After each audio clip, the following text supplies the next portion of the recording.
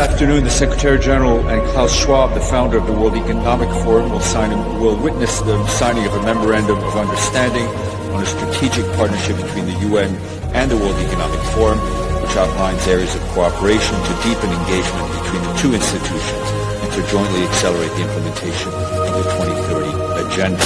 And to jointly accelerate the implementation of the 2030 Agenda. And to jointly accelerate the implementation of the 2030 Agenda. We have to move toward a net zero emissions. The first place to do that by the year 2035 is in energy production, by 2050 totally. All right. President Joe Biden signed an executive order several months ago directing the federal government to set about achieving the Monarchy'S World Economic Forum Great Reset goal of net zero target emissions by 2050. And then the final solution, which is a year to 2 years off, is the vaccine. So we've got to go full speed ahead on.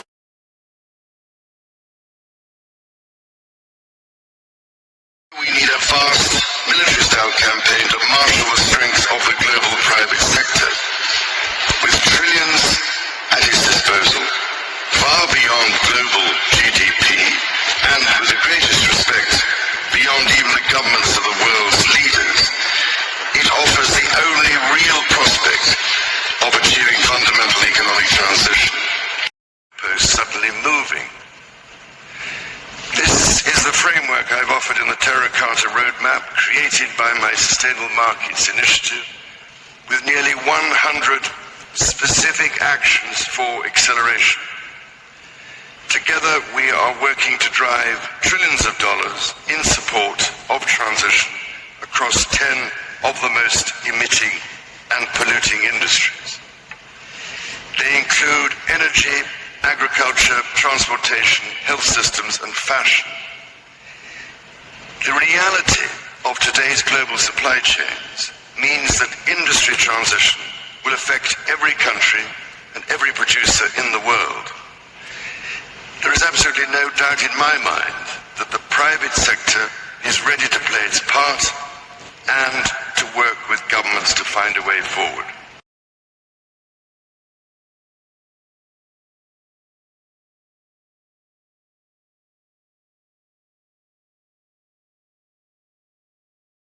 We have to move toward a net zero emissions. The first place to do that by the year 2035 is in energy production, by 2050 totally. All right. The difference of this fourth industrial revolution is it doesn't change what you are doing. It changes you. If you take genetic editing, right. Just as an example, it's you who are changed. And of course, this has a big impact on your identity. Yeah. Undersecretary Victoria Nuland not only confirmed the presence of the labs, but confirmed that they contain weaponized biological agents that they now fear the Russians will indiscriminately use to start a world war.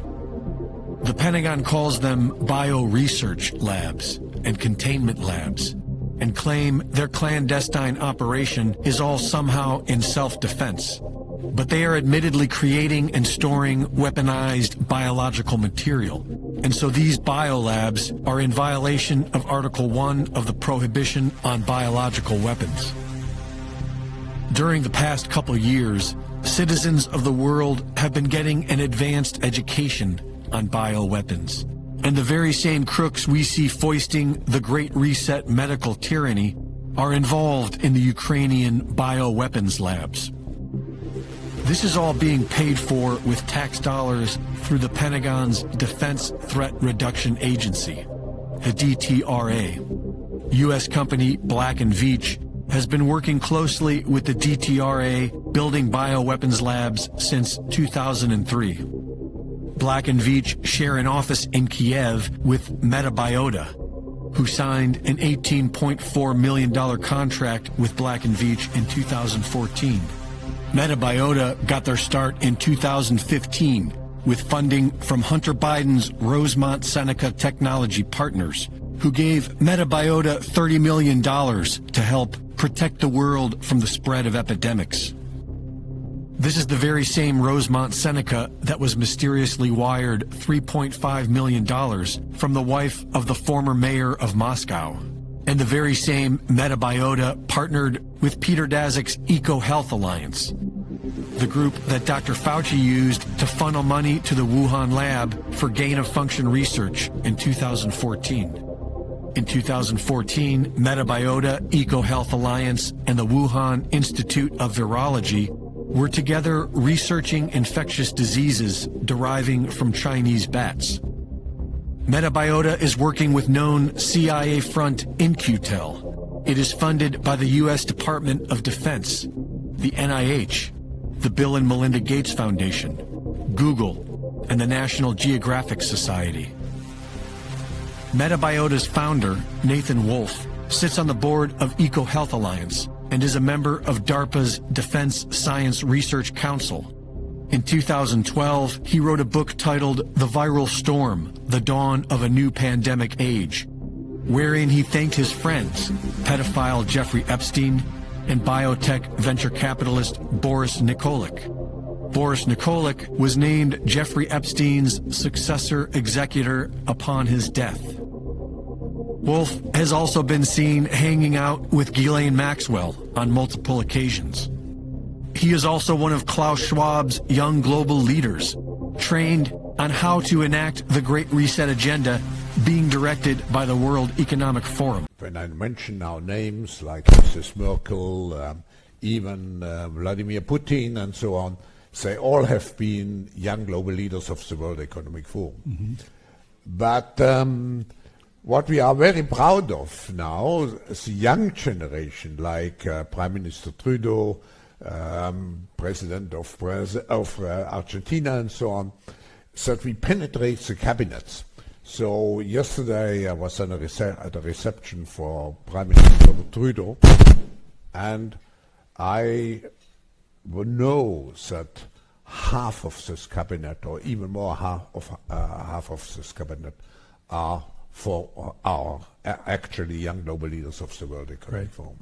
And that's true in Argentina too. Wow. Yeah. Sorry. That's true in Argentina as well.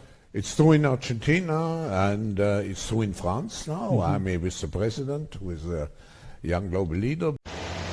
Just as the royals were behind the Nazis, playing both sides against each other, as the allies who secretly controlled Axis, so too is the monarchy behind the United Nations, forced pandemic push, Klaus Schwab, and the Great Reset, which together represent a thinly veiled military plan to crush us all economically, as they strive to realize their ultimate plan to depopulate 90% of us by 2050. Thanks also to the leadership of China in terms of fighting the pandemic, in terms of reinvigorating its economy. We have now a window of opportunity to create this global reset which we all need.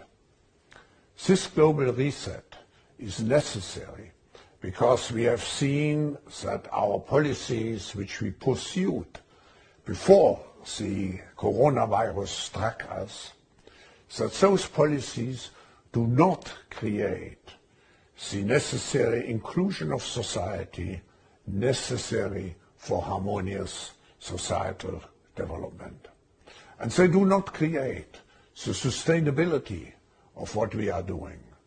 Just think of the global warming, how fast it is developing in the opposite, into the negative direction. So we have a great opportunity at this moment, like we had after World War II, to have in some way a new beginning in our global cooperation, in globalization, in managing our global affairs. I hope that we will not miss this opportunity. Klaus Schwab is tied to the Nazis through his family business Schwab'S, which employed concentration camp slave labor and was awarded a Socialist Award for business by Hitler himself. Schwab's hometown Ravensburg, Germany, was the first German city to practice eugenics, killing useless eaters. Ravensburg was a transport hub for stolen Nazi gold to the Swiss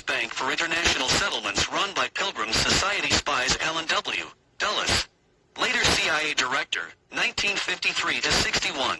Edwin W. Pauley, Allied Reparations. And William J. Donovan, Director of the OSS. MI6 controlled precursor to the CIA Dulles Boss. Schwab is a locational German name, first given to someone who lived in the medieval dukedom of Swabia in southwest Germany, now Bavaria. This region took its name from the 1st century BCE Germanic tribe given the Latin name Schwabi or Schwabi. Schwab family history was first recorded in Franconia and Mecklenburg and includes Ulrich Schwab, the first Count of Nemero. Variations on the spelling include Schwab, Schwebel, and Swab. American Schwab genealogy began around 1700 in Pennsylvania and includes financier Charles Schwab. Schwab's family company, Escher Weiss, exploited slave labor and allied POWs. Manufactured key nuclear bomb-making technologies for Adolf Hitler and South Africa. Sold Swiss flamethrowers to the Nazis. And was named a National Socialist model company by Adolf Hitler. Schwab's Escher Weiss company was protected not only by Hitler, but by Switzerland, Britain and America, making Schwab a criminal foreign meddler in every sense. Klaus' hidden Nazi past. Klaus' mainstream media and academia propagandists have hidden his Nazi past in a blizzard of awards.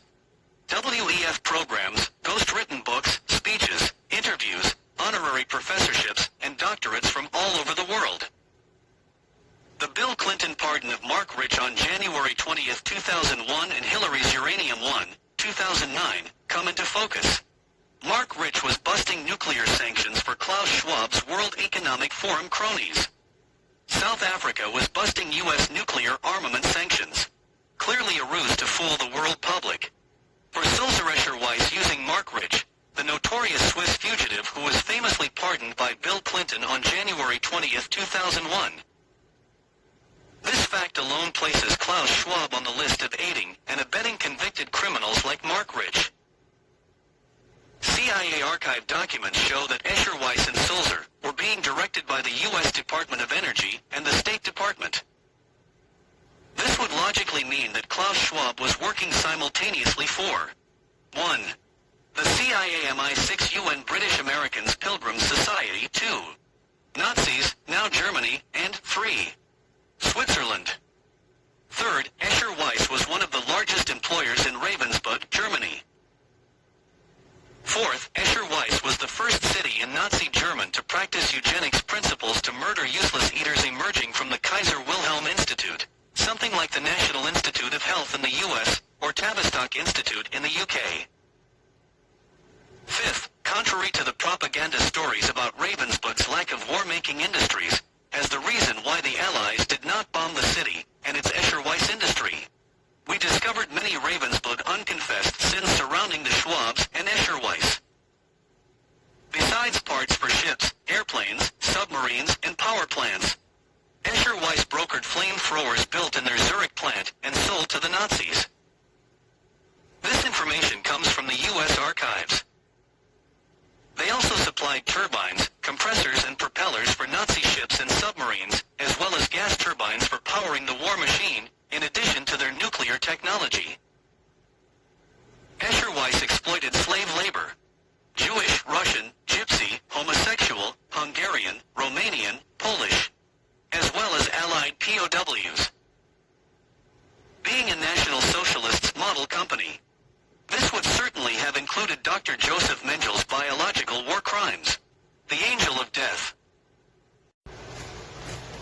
Anthony Fauci. An Abyss Viper monarch. Fauci is the great-great-nephew of Swiss monarch, Roger Abyss, the Swiss Commissar of War in the 1800s. See the Abyss Swiss family crest that glorifies a crowned Satan eating a human child and profiting from it in gold, uranium, and other resources, mined by the Abyss offspring in Switzerland and Kyrgyzstan. Source, Klaus Schwab's ETH Zurich University, etc. As a bastard of the Abyss family monarchs, we see that Fauci has direct blood relation to aristocrat Klaus Schwab and his Nazi monarchical family. His professional ties to the British Pilgrim Society most likely is the result of his blood relation to the monarchs. We conclude from our research that the British Pilgrim Society directs Fauci, along with their dutiful banking, science and engineering minions in Switzerland as their staff assistants. Doctors of Death. History teaches us that the British Pilgrims Society has been experimenting with using viral diseases as the secret weapon of the British Empire to subdue their Commonwealth subjects and America, as well as their enemies. See the 200-year information war. The UK-US Pilgrims Society controls the press that directs intelligence to bend words, culture and medicine to atheistic social fascism. British bio-warfare and eugenics grew legs in the late 1800s in the bio-labs of Burroughs Wellcome and Company, now GlaxoSmithKline, the Pirbright Institute. Funded by Gates, Fauci, UN, WHO, the Tavistock Institute and the Wellcome Trust. Those labs. 1. Experimented on the Boers in South Africa in 1899 to 1902 with measles, typhoid and diphtheria. 2. Wireless radiological effects on the human body after the British Admiralty, Post Office and Rothschild stole Nikola Tesla's patents for wireless. See David Sarnoff, RCA/NBC. 3. Chemical warfare in World War I. 4. The Spanish flu in 1919. 5. Human experimentation in World War II. 6. Nuclear irradiation. 7. Agent Orange in Vietnam. 8. Rwanda mass murder to hide a CIA takeover of the rare earth mineral mines in the Congo. 9. Kosovo attacks and faked massacres blamed on Orthodox Christians to pave the way for the Muslim migrant hordes. 10. Nanoparticles as bioweapons. 11. 9/11 killings to consolidate Fauci von DARPA's power and 12. GMOs, as well as the diseases listed above. The historical footprints of these satanic monsters led by British Privy Councillors Cecil J. Rhodes, Lord Rothschild, W.T. Stead, including his Chief of Staff, Oracle's Larry Ellison's psychoscience black magic baby daddy Reverend Dr. Hugh Sinclair Moore, and former British Prime Minister Lord Rosebery, Rothschild, are finally becoming evident. In short, for the Satanic Pilgrim Society, wars, conflict and crisis are useful smokescreens to hide biological and technological experiments in the fog of war. They are also money makers for their fascist multinational corporations. Is it accidental that Fauci just happened to run NIH at the time of these calamities, or did he orchestrate them? In any other line of work, Fauci's failures would get him fired. So why is he still working at NIH as its spokesman and America's doctor? Says who exactly? The propaganda media. See links above to the First Imperial Press Conference, 1909, where the British Pilgrim Society took total charge of world media. Sir Henry Wellcome, Wellcome Trust, Burroughs Wellcome and Company, now GlaxoSmithKline, was heavily promoting his medicine chest full of supposed vaccine cures. At the press conference of 650 newspapermen from around the world. We think a Satan-worshipping Fauci abyss was groomed to orchestrate them. If you are having difficulty wrapping your head around this premise, consider these facts. On January 28, 2020, Harvard professor Dr. Charles M. Lieber was indicted for selling nanotechnology to the Chinese. We believe this was orchestrated to protect Fauci's boy from questions about his role in the imminent coronavirus hoax, but that is another subject.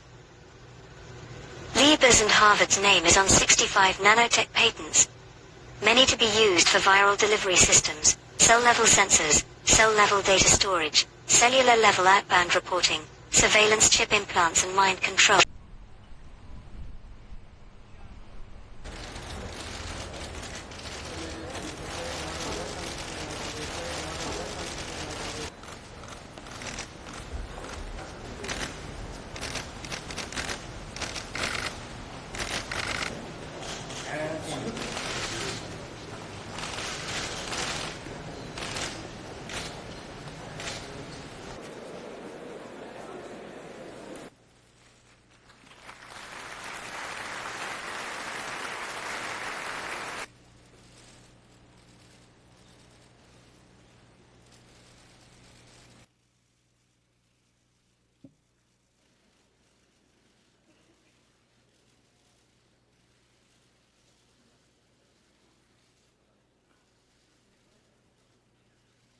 Your reign spans the decades, from the challenges of the Cold War to the threat of global warming.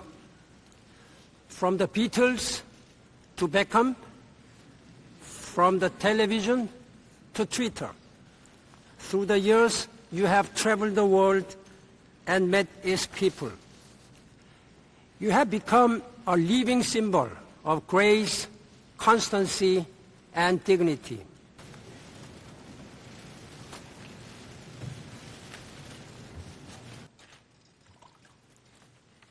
When people in 53 years from now look back on us, they will doubtless view many of our practices as old-fashioned. But it is my hope that when judged by future generations, our sincerity, our willingness to take a lead, and our determination to do the right thing will stand the test of time.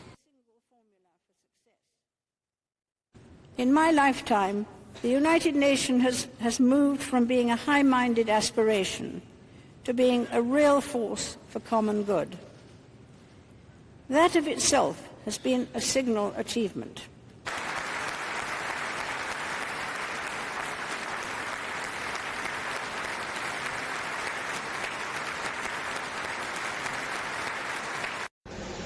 The coronavirus has been traced to the British Crown. The Pirbright Institute, UK, has been awarded 11 US patents, including coronavirus US Pat. Number 10,130,701. Pirbright Institute is controlled by the Queen's Golden Share. Pirbright's controllers track back to British Serco and Sir Geoffrey E. Patty, Chairman Marconi and the British Intellectual Property Institute. Outrageously, British Serco today runs the US Patent Office, Proof Below, US FEMA and websites for US. For example, IBM Eclipse Foundation or racketeering.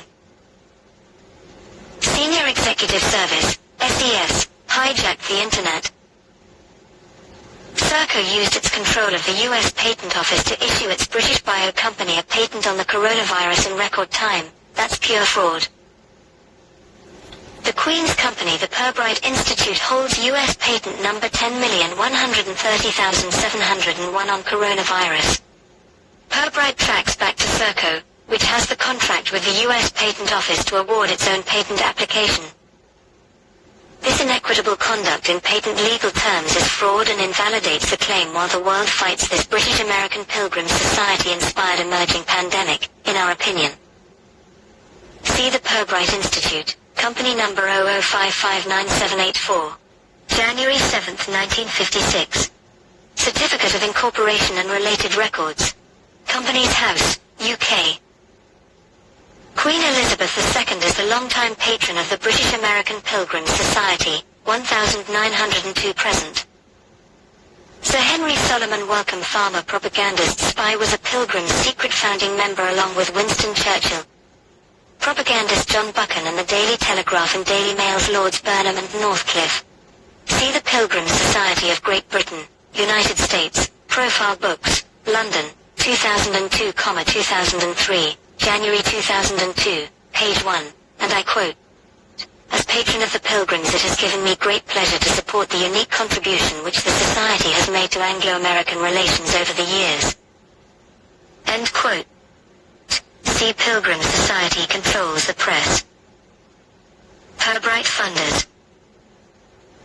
Wellcome Trust Pilgrim Society founder member Queen Elizabeth, 1902. Glaxo, Smith, Kline. Bill and Melinda Gates Foundation. Department for Environment, Food and Rural Affairs, DEFRA. Defense Advanced Research Projects Agency, DARPA. World Health Organization, WHO. European Commission, EU. United Nations, UN. UK Research and Innovation, UKRI. Biological Technology and Biological Sciences Research Council, BBSRC, formerly Science and Engineering Research Council, CERC, White Paper, aka Serco Limited. The commercial spin-out controlled by the Monarch's Golden Share Pirbright Trustees. Chair, Professor John Stevenson. Ian Bateman, UK NEA. Ian Black, London School of Econ, LSE. John Coles, Brunswick Group, Apple, Pizza Hut, Western Union, Bloomsbury, and Macmillan. Professor Vince Emery, Surrey U. Roger Lauv, of Ricoh. Dr. Vanessa Myatt OBE. Dr. Sandy Primrose. Sir Bertie Ross, KCVO, Fricks, Savills, Court Member of the Worshipful Company of Farmers, the City of London, Pilgrim Society. Prince Charles Confidente, Charles is also Pilgrim Society, and its next patron. Professor David Rowlands, Welcome FNDN. Jane Gerard, Pfizer. American and British patent offices are fully coordinated theft and weaponization factories for the Pilgrim Society, the technology source for continuous war. Serco has controlled the US Patent Office processes since 2006 to the present. That's right, a British company controls America's Patent Office, where America's best and brightest are fooled into thinking it is a fair process. In fact, as we shall prove, British and American Pilgrims Society media, intelligence and banking are weaponizing everything they touch. CAFI, November 22, 2017. The weaponization of social media should concern us all. Americans for Innovation.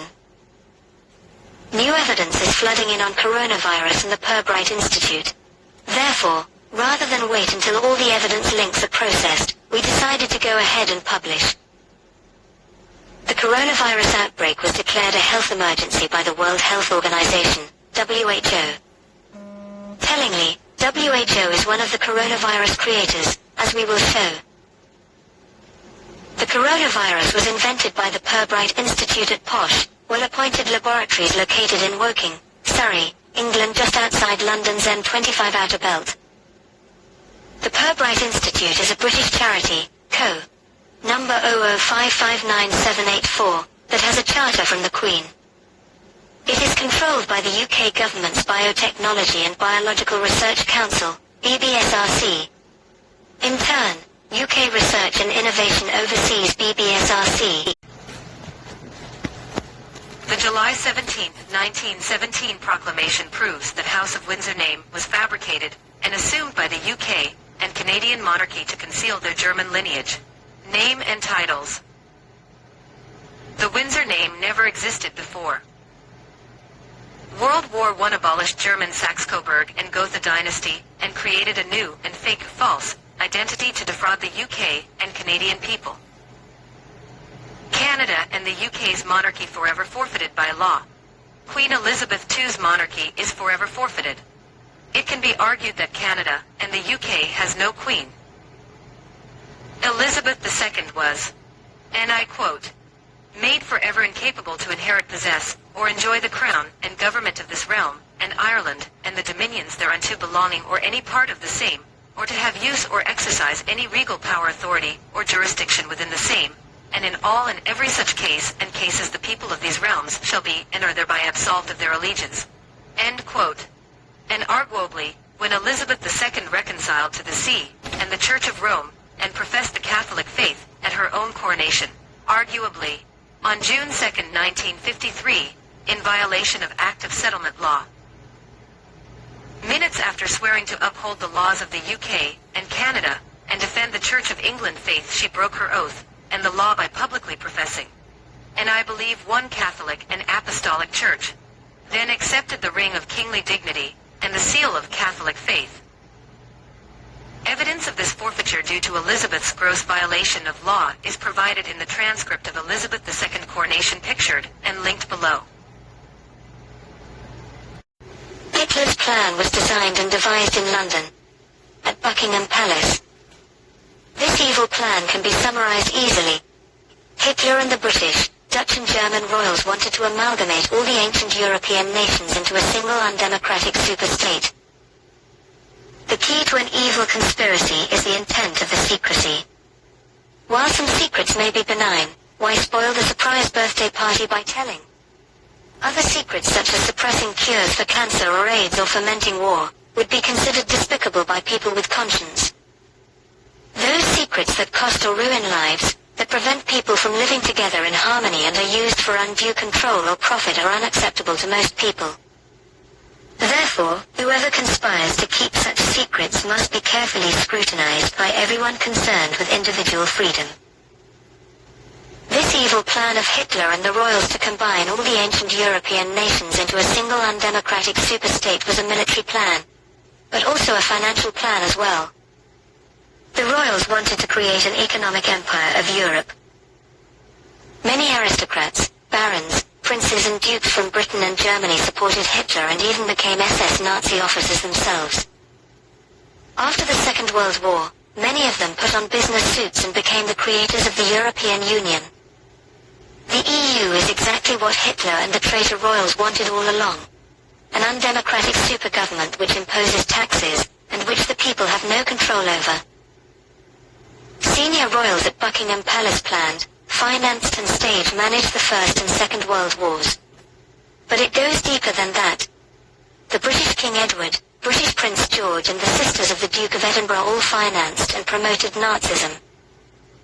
One of the most senior British royals was Prince Karl Eduard Coburg, who was a prince and member of the British Order of the Garter, a royal multi-millionaire and favourite grandson of Queen Victoria. He led many British royals and members of the Irish Guinness family to support and even campaign on behalf of Hitler. Indeed, it was the support of these British royals which legitimised Nazism. Royal evil. Karl Eduard, Duke of Saxe-Coburg and Gotha headed Buckingham Palace's pro-German and pro-Nazi clique. He was a member of the Order of the Garter, friends with senior Conservative Party politicians and attended Eton. All paid for by the British taxpayer. He has been whitewashed and written out of British history books because it is this man, a British-born duke, who designed and funded the Third Reich. He was in charge of vast royal estates in Germany and was the most experienced royal, secretly leading the British royal family's campaign to create a European Reich dominated by Germany, but with a British king to appease the British people. He campaigned for a united Europe all his life, right up until his death in 1954. British royals and aristocrats, such as Sir Oswald Mosley, tried to convince the British people that Nazism would be good for Britain. But the British people were not stupid. The working class rejected Hitler and rejected the idea of a European Union dominated by Germany. In part 2 of this series we discussed the royal strategy of vengeance against the Commonwealth of Britain, as well as European and American people, for rejecting the royal plan of world dominance, to cull us all into submission with the crown or coronavirus, and the medical cartel which they control. Primarily with the use of German Big Pharma, working in concert with the Rockefeller-owned American Medical Association, and the United Nations World Health Organization. They have been surprisingly open about their plans to cull 90% of us through what they call depopulation. This is their politically correct term for genocide. Our research has tracked the Burroughs Wellcome and Company involvement with bogus vaccines back to their experiments on 60,000 whites and blacks in British concentration camps during the Second Boer War that was promoted by the disciples of Cecil Rhodes, like Viscount Alfred Milner, Winston Churchill, and John Buchan, among others. All founders of the Pilgrim Society in London, 1902, then New York, 1903. The 200-year information war. The UK-US Pilgrim Society controls the press that directs intelligence, spy lies, to bend words and culture to atheistic social fascism. Americans for Innovation. On July 20, 2005, Sir Geoffrey E. Patty formed Strategic Communications Laboratory PR firm, the parent of Cambridge Analytica and a key antagonist in the Trump-Russia hoaxes. Spygate is directed by the Crown's courtiers in the UK, not by Russia. Americans for Innovation. George W. Bush, Pilgrim Society, progenitor of the Patriot Act, where basic rights in the Bill of Rights were suspended following the Pilgrim Society fears conjured up and stoked by the MSM Pilgrim propaganda after their 2001 September 11th false flag attack. Numerous whistleblowers have confirmed that Bush, Cheney, Rumsfeld etc. knew the attack was coming, because they ordered the CIA to organize it for their Pilgrim Society brethren in Britain and the US. On May 17, 2006, The George W. Bush, Pilgrim Society member, U.S. Patent Office awarded the processing of all patents to Serco, a company controlled by the British Crown. Those contracts have been renewed and are presently in operation. See 2015 Serco press release. See press release. March 19, 2013. Serco processes 2 millionth patent application for U.S. Patent and Trademark Office. Serco. See also press release. November 15, 2018. Serco processes 4 millionth patent application for U.S. Patent and Trademark Office. Serco. On December 28, 2006, Patty formed Terrington Management LLP and immediately acquired clients including BEA, Lockheed, Orr and Serco. Lockheed and Serco control Atomic Weapons Establishment, AWE, which is controlled by the Queen's Golden Share. The July 17, 1917 proclamation proves that House of Windsor name was fabricated and assumed by the UK and Canadian monarchy to conceal their German lineage. Name and titles. The Windsor name never existed before.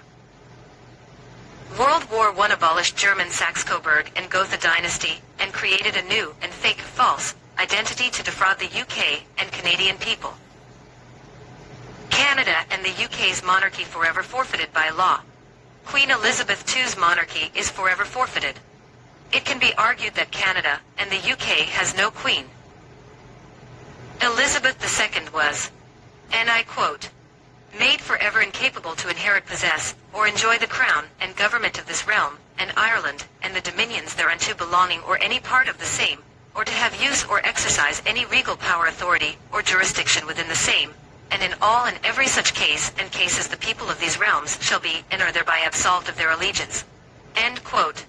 And arguably, when Elizabeth II reconciled to the See and the Church of Rome, and professed the Catholic faith at her own coronation, arguably, on June 2, 1953, in violation of Act of Settlement law. Minutes after swearing to uphold the laws of the UK and Canada, and defend the Church of England faith, she broke her oath, and the law by publicly professing, and I believe one Catholic and Apostolic Church, then accepted the ring of kingly dignity, and the seal of Catholic faith. Evidence of this forfeiture due to Elizabeth's gross violation of law is provided in the transcript of Elizabeth II coronation pictured and linked below.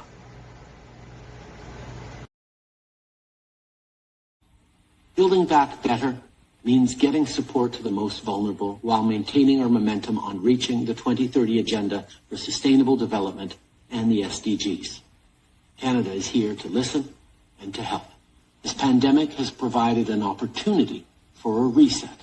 This is our chance to accelerate our pre-pandemic efforts to reimagine economic systems that actually address global challenges like extreme poverty, inequality, and climate change. Young global leaders of the World Economic Forum. But what we are very proud of now is the young generation, like Prime Minister Trudeau, President of Argentina, and so on, so that we penetrate the cabinets. Everyone has the right not to be arbitrarily detained or imprisoned. So when I read about the secure isolation facility in North Battleford, Saskatchewan, that was very concerning to me. Detailed about how it is meant for people who willfully do not abide by their quarantine when they are deemed contagious. But very little detail as every individual is equal before and under the law. Corporal Bulford, like most Canadians, is very wise to be concerned about the so-called isolation centres. It seems the Queen is up to her old tricks again, as she starts readying the vaccine death camps for those who refuse the jab. Her noose tightens around the throats of Canadian families in the hands of her willing servant, Justin, as the monarchy accelerates the plan to attain net zero target. The problem is that the most powerful man in the Canadian government, the Prime Minister, swears an oath of secrecy and fealty, not to the Canadian people but to the Queen of England. I, Justin P.J. Trudeau, do swear that I will be faithful and bear true allegiance to Her Majesty Queen Elizabeth II, Queen of Canada, her heirs and successors. So help me God. I, Justin P.J. Trudeau, do solemnly and sincerely swear that I shall be a true and faithful servant to Her Majesty Queen Elizabeth II as a member of Her Majesty's Privy Council for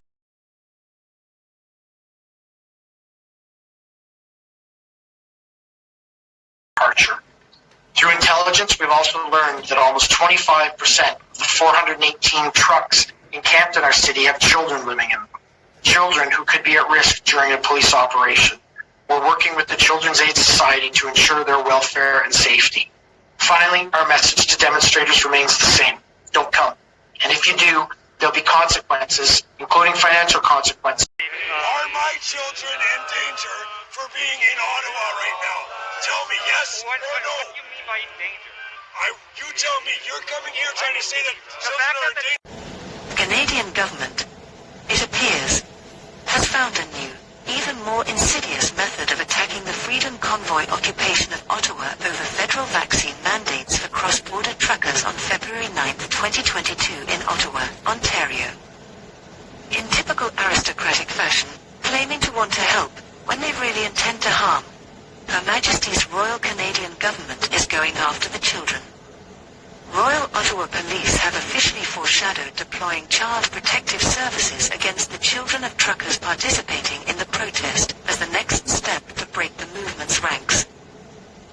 The Canadian establishment is foreshadowing deploying Child Protective Services to seize the children belonging to truckers participating in the Freedom Convoy occupation protest in the nation's capital, Ottawa, according to media reports.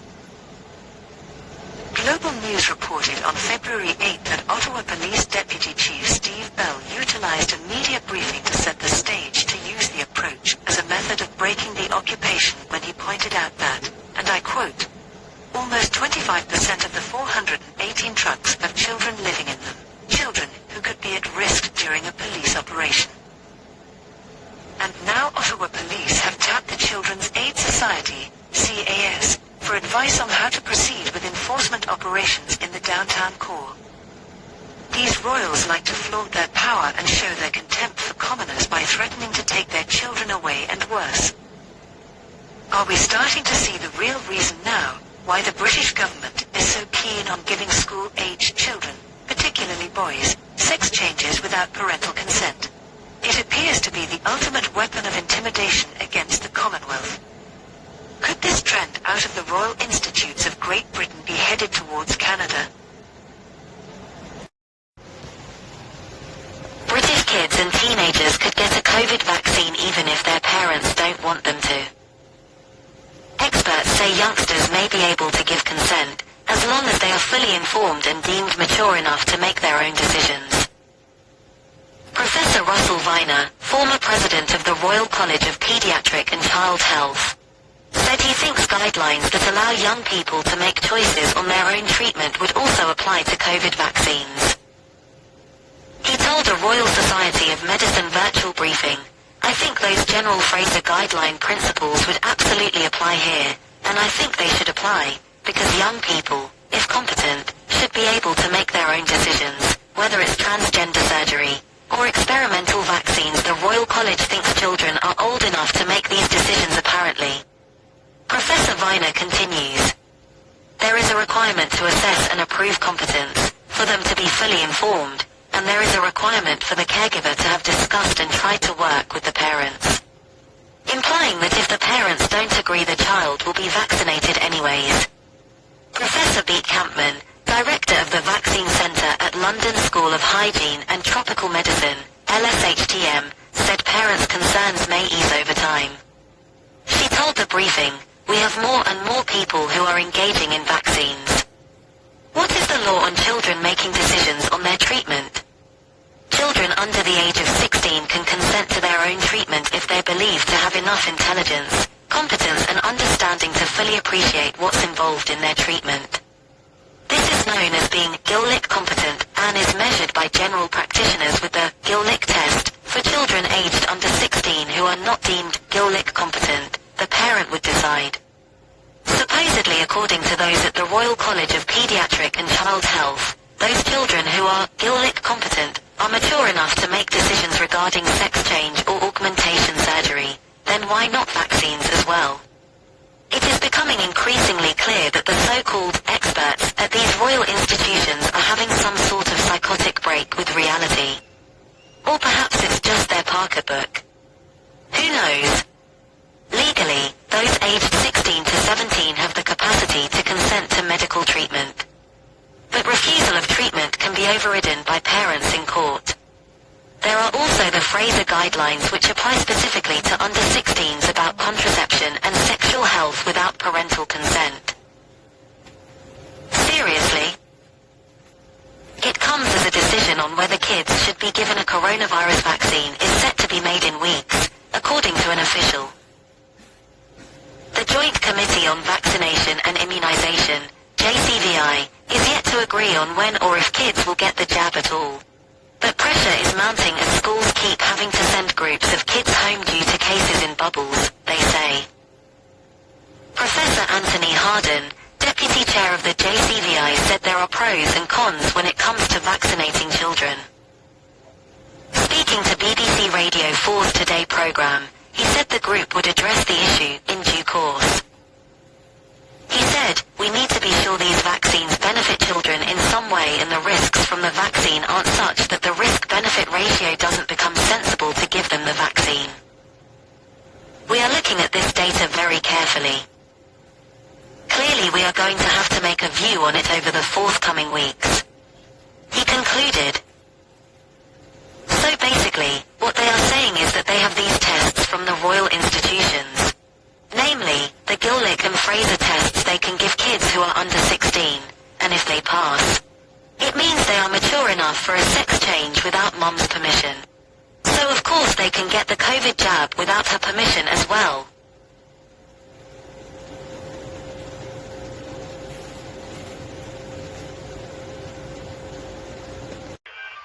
You tell me, you're coming here trying to say that children are in danger. Children's Aid Society is getting involved. You got the inside scoop because you guys are the messenger for the devil.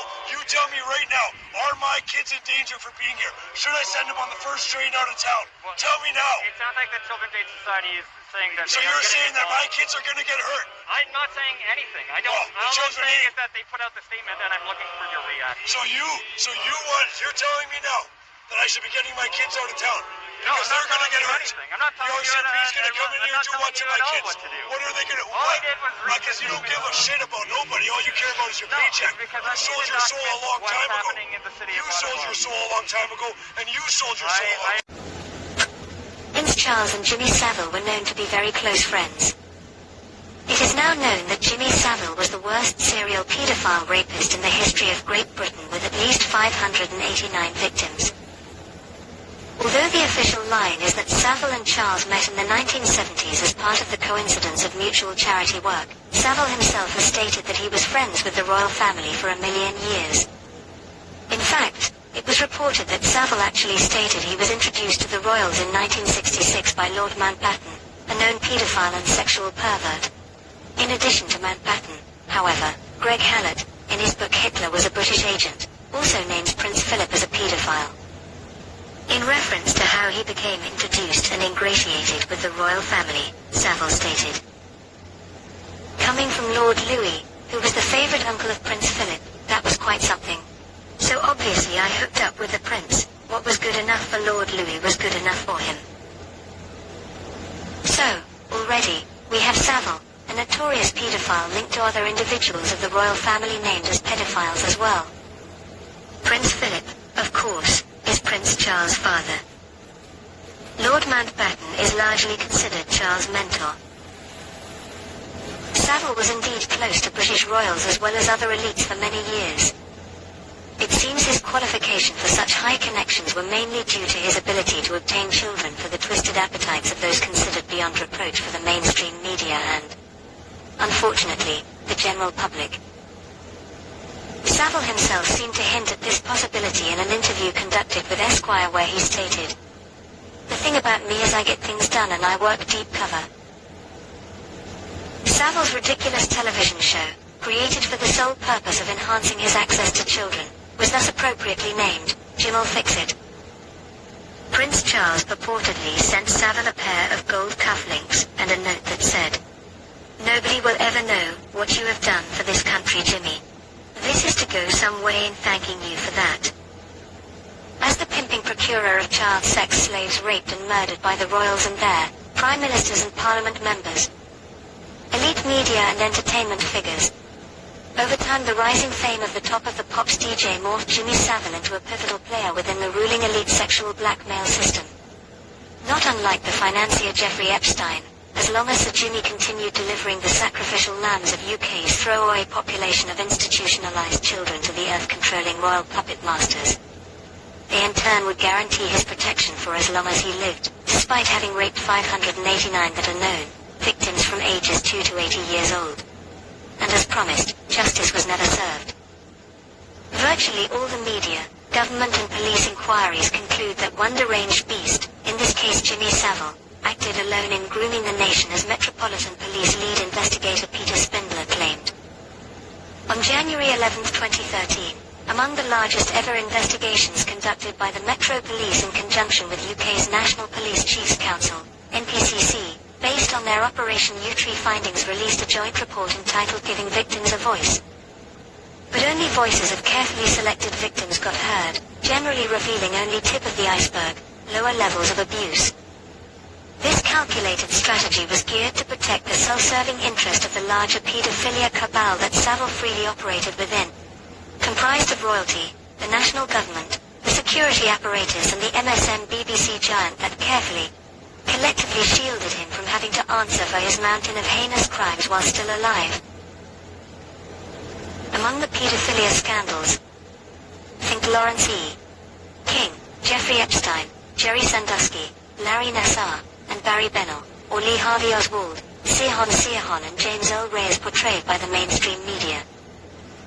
In every single case the press dutifully reports all these high-profiled, most prolific pedophiles and assassins always act alone in order to sweep the far bigger reality of a massively globalized, interlocking pedophilia crime cabal network conveniently under the rug. Without exception, every one of their false narratives calls for reading off the same MSN Mockingbird script. With Savile the procurer working behind the scenes, as well as openly with church clergy funneling child victims from care homes into the pedo elite way back in the swinging 60s while the DJ's influence and power was still on the rise. Soon enough the big TV star was pimping kids off to the royal family, UK prime ministers and their Westminster minions working undercover with British intelligence agencies, on behalf of the Luciferian worshipping paedophile cult consisting of English royalty, top politicians and entertainers, assisted by the British MI5 and MI6 security services, just like their US and Israeli counterparts. All have long been steeped in the business of sexual blackmail operations and pedo pipeline procurement, using the most vulnerable population of expendable, throwaway orphan children from group home charities misused as sacrificial bait and prey consumed by the pedophilic elite. Sir Jimmy once told Esquire, "The thing about me is I get things done and I work deep cover. I've known the royal family for 1,000,000 years." That about says it all. Working deep cover with the royals and MI5, he pimped British kids to UK's VIPs, royalty, politicians and entertainers. Savile's name has come up in virtually every group home scandal where paedophile MPs have regularly committed sex abuse on mostly underage boys across the nation. A list of some that are further fleshed out later are the Elm Guest Home, Jersey's Ode to La Garenne, North Wales' Bryn Estyn Care Home where Sir Jimmy would show up in his chauffeured limousine with his older brother. MI5 has long been linked to running a honey trap boy brothel blackmail operation out of Kincora Boys' Home in East Belfast, Northern Ireland, often escorted to parties at nearby mansions to be abused by politicos on both sides of the IRA conflict. Jimmy Savile as much as admitted working as an undercover agent for the security services and has been linked to Kincora as well. So have his fellow pedo buddies Prime Minister Ted Heath and the Royal Lord Mountbatten, credited with introducing Savile to the Windsor family in 1966. Typically the global intelligence community acts as fellow handlers along with the Catholic Church, secret societies like Malta Knights, Freemasons, Illuminati, and deep cover Satanists like Savile. A North Wales abuse survivor, now a barrister, has claimed that many of his perpetrators are Freemasons. Infiltrating secret society members among top-tier government, from national to local, law enforcement, the courts, business, medicine, academia and entertainment media typically comprise the pedophile network. You work for the devil. That's who you work for. That's who you work for. That's your boss. I'm here to talk about this thing. But I'm telling you, are my kids in danger in this city right now? I don't know the future. Like, I don't know. I mean, all I can tell you is then why are you coming here trying to act like you're concerned about kids? I'm here to document. I have two teenagers here that are in my car. Are they in danger? Yes or no? I don't. Yes or no? I don't know what the future brings. Go fuck yourself then. The global pandemic is a wake-up call we simply cannot ignore. Having been at this now for well over 40 years, I have long observed that people tend not to act until there is a real crisis. Ladies and gentlemen, that crisis has been with us for far too many years, decried, denigrated, and denied. It is now rapidly becoming a comprehensive catastrophe that will dwarf the impact of the coronavirus pandemic. At this late stage, I can see no other way forward but to call for a Marshall-like plan for nature, people, and... There was no tomorrow and no ultimate reckoning for our abuse of nature. So, what do we do? Without doubt, we must now put ourselves on a warlike footing, approaching our action from the perspective of a military-style campaign. That way, working together, we can combat this most grave and urgent challenge. If we have the resolve to shift our trajectory, we must start now by bringing forward our net zero target. I'm afraid 2050 simply suggests we have room to delay. We see that Prince Charles, when outlining his military strategy to take down the world population, particularly the Western world, was discussing his net zero target. Bill Gates, servant of the Crown, has directly implied that in order for their primary goal of net zero target to be reached, the world population must get near to zero. But then Bill Gates discusses murdering 10 to 15% of the population through fraudulent vaccines and healthcare. What exactly is he talking about? Bill Gates and the royals understand all too well about the catastrophic effect of an inverse population pyramid. What is it? By studying history we see that where the population of a society is reduced by 10 to 15%, it causes an inverse population pyramid. This is a cascading effect that in virtually every case in history leads to a collapse of the entire society, and the resulting collapse typically wipes out 90 to 95% of the given population. This in essence is their plan. Thanks to the engineered COVID crisis, we can see that this is quite literally their plan. To wipe out at least 10 to 15% of us through vaccines and faulty healthcare, causing an inverse population pyramid. And then nature will do the rest as our societies collapse en masse. Listen as Bill Gates outlines this simple plan to achieve the monarchy's net zero target. Note the P in his equation stands for population, and lights up. It's been constantly going up. It's only various economic changes that have even flattened it at all. So we have to go from rapidly rising to falling and falling all the way to zero. This equation has four factors, a little bit of multiplication. So you've got a thing on the left, CO2, that you want to get to zero. And that's going to be based on the number of people, the services each person's using on average, the energy on average for each service, and the CO2 being put out per unit of energy. So let's look at each one of these and see how we can get this down to zero. Probably one of these numbers is going to have to get pretty near to zero. That's back from high school algebra, but let's take a look. First, we've got population. The world today has 6.8 billion people. That's headed up to about 9 billion.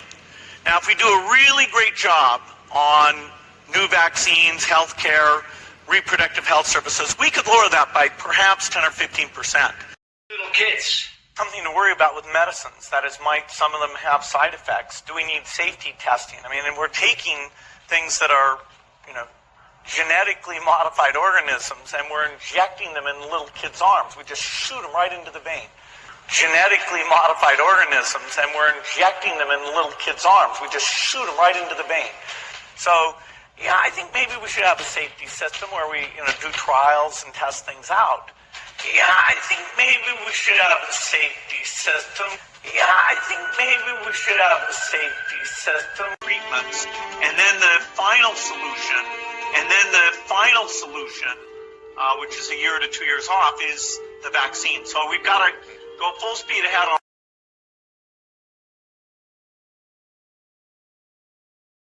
We need a vast military-style campaign to marshal the strength of the global private sector, with trillions at its disposal, far beyond global GDP, and with the greatest respect, beyond even the governments of the world's leaders.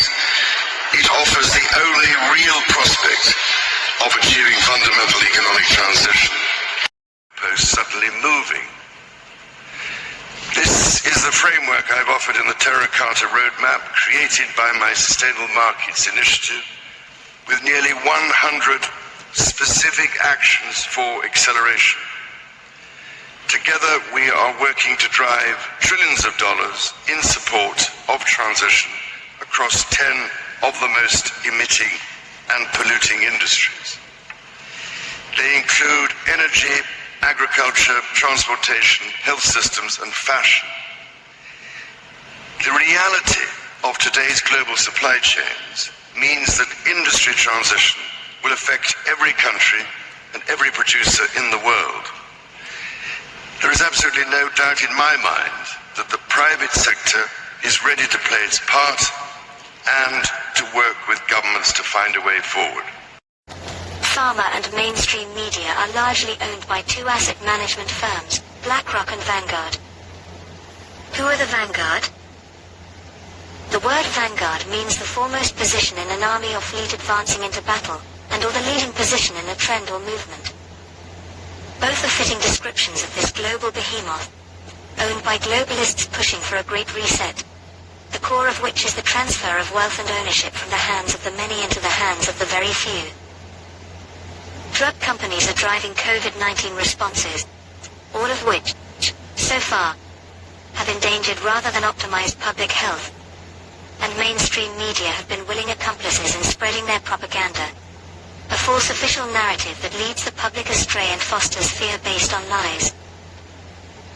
Vanguard and BlackRock are the top two owners of Time Warner, Comcast, Disney, and News Corp, four of the 6 media companies that control more than 90% of the U.S. media landscape.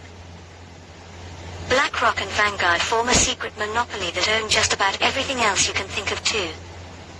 In all, they have ownership in 1,600 American firms, which in 2015 had combined revenues of $9.1 trillion. When you add in the third largest global owner, State Street, their combined ownership encompasses nearly 90% of all SANT 500 firms. Vanguard is the largest shareholder of BlackRock. Vanguard itself, on the other hand, has a unique structure that makes its ownership more difficult to discern. But many of the oldest, richest families in the world can be linked to Vanguard funds. What does the New York Times and a majority of other legacy media have in common with Big Pharma? Answer: they're largely owned by BlackRock and the Vanguard Group, the two largest asset management firms in the world. Moreover, it turns out these two companies form a secret monopoly that own just about everything else you can think of too. The stock of the world's largest corporations are owned by the same institutional investors. They all own each other. This means that competing brands, like Coke and Pepsi, aren't really competitors at all, since their stock is owned by exactly the same investment companies, investment funds, insurance companies, banks, and in some cases, governments. The smaller investors are owned by larger investors. Those are owned by even bigger investors. The visible top of this pyramid shows only two companies whose names we have often seen. They are Vanguard and BlackRock. The power of these two companies is beyond imagination. Not only do they own a large part of the stocks of nearly all big companies, but also the stocks of the investors in those companies. This gives them a complete monopoly. A Bloomberg report states that both these companies in the year 2028 together will have investments in the amount of $20 trillion. That means that they will own almost everything. Interestingly, Vanguard is the largest shareholder of BlackRock. As of March 2021, Vanguard itself, on the other hand, has a unique corporate structure that makes its ownership more difficult to discern. It's owned by its various funds, which in turn are owned by the shareholders. Aside from these shareholders, it has no outside investors and is not publicly traded. The elite who own Vanguard apparently do not like being in the spotlight, but of course they cannot hide from one who is willing to dig. Reports from Oxfam and Bloomberg say that 1% of the world together owns more money than the other 99%. Even worse, Oxfam says that 82% of all earned money in 2017 went to this 1%.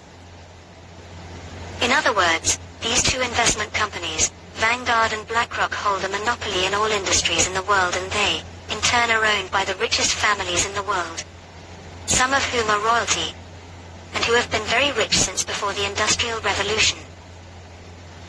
While it would take time to sift through all of Vanguard's funds to identify individual shareholders, and therefore owners of Vanguard, a quick look-see suggests Rothschild Investment Corp and the Edmund de Rothschild holding are two such stakeholders. Other stakeholders include the Italian Orsini family, the American Bush family, the British royal family. Queen has been the leader of the royal family, and therefore the royals, and their aristocracy since her coronation after World War II. Now the monarchy is changing hands again, and Prince Charles, who has been gradually taking over the royal charter as future king, has been working very hard on their 300-year plan to bring the new world back in order, which would be under the reign of the monarchy. The whole sustainability movement, just like the Nazis themselves, and the United Nations, has been a Marshall Plan, a military-style campaign to bring us all under the thumb of the monarchy. Listen as Prince Charles, emboldened by their stunning success with the pandemic, admits that the sustainability movement is a military Marshall Plan he has been working on for decades. Almost apologizes for the pandemic, even stating his precedent for utilizing the Hegelian dialectic, explaining that people just don't act until there's a crisis.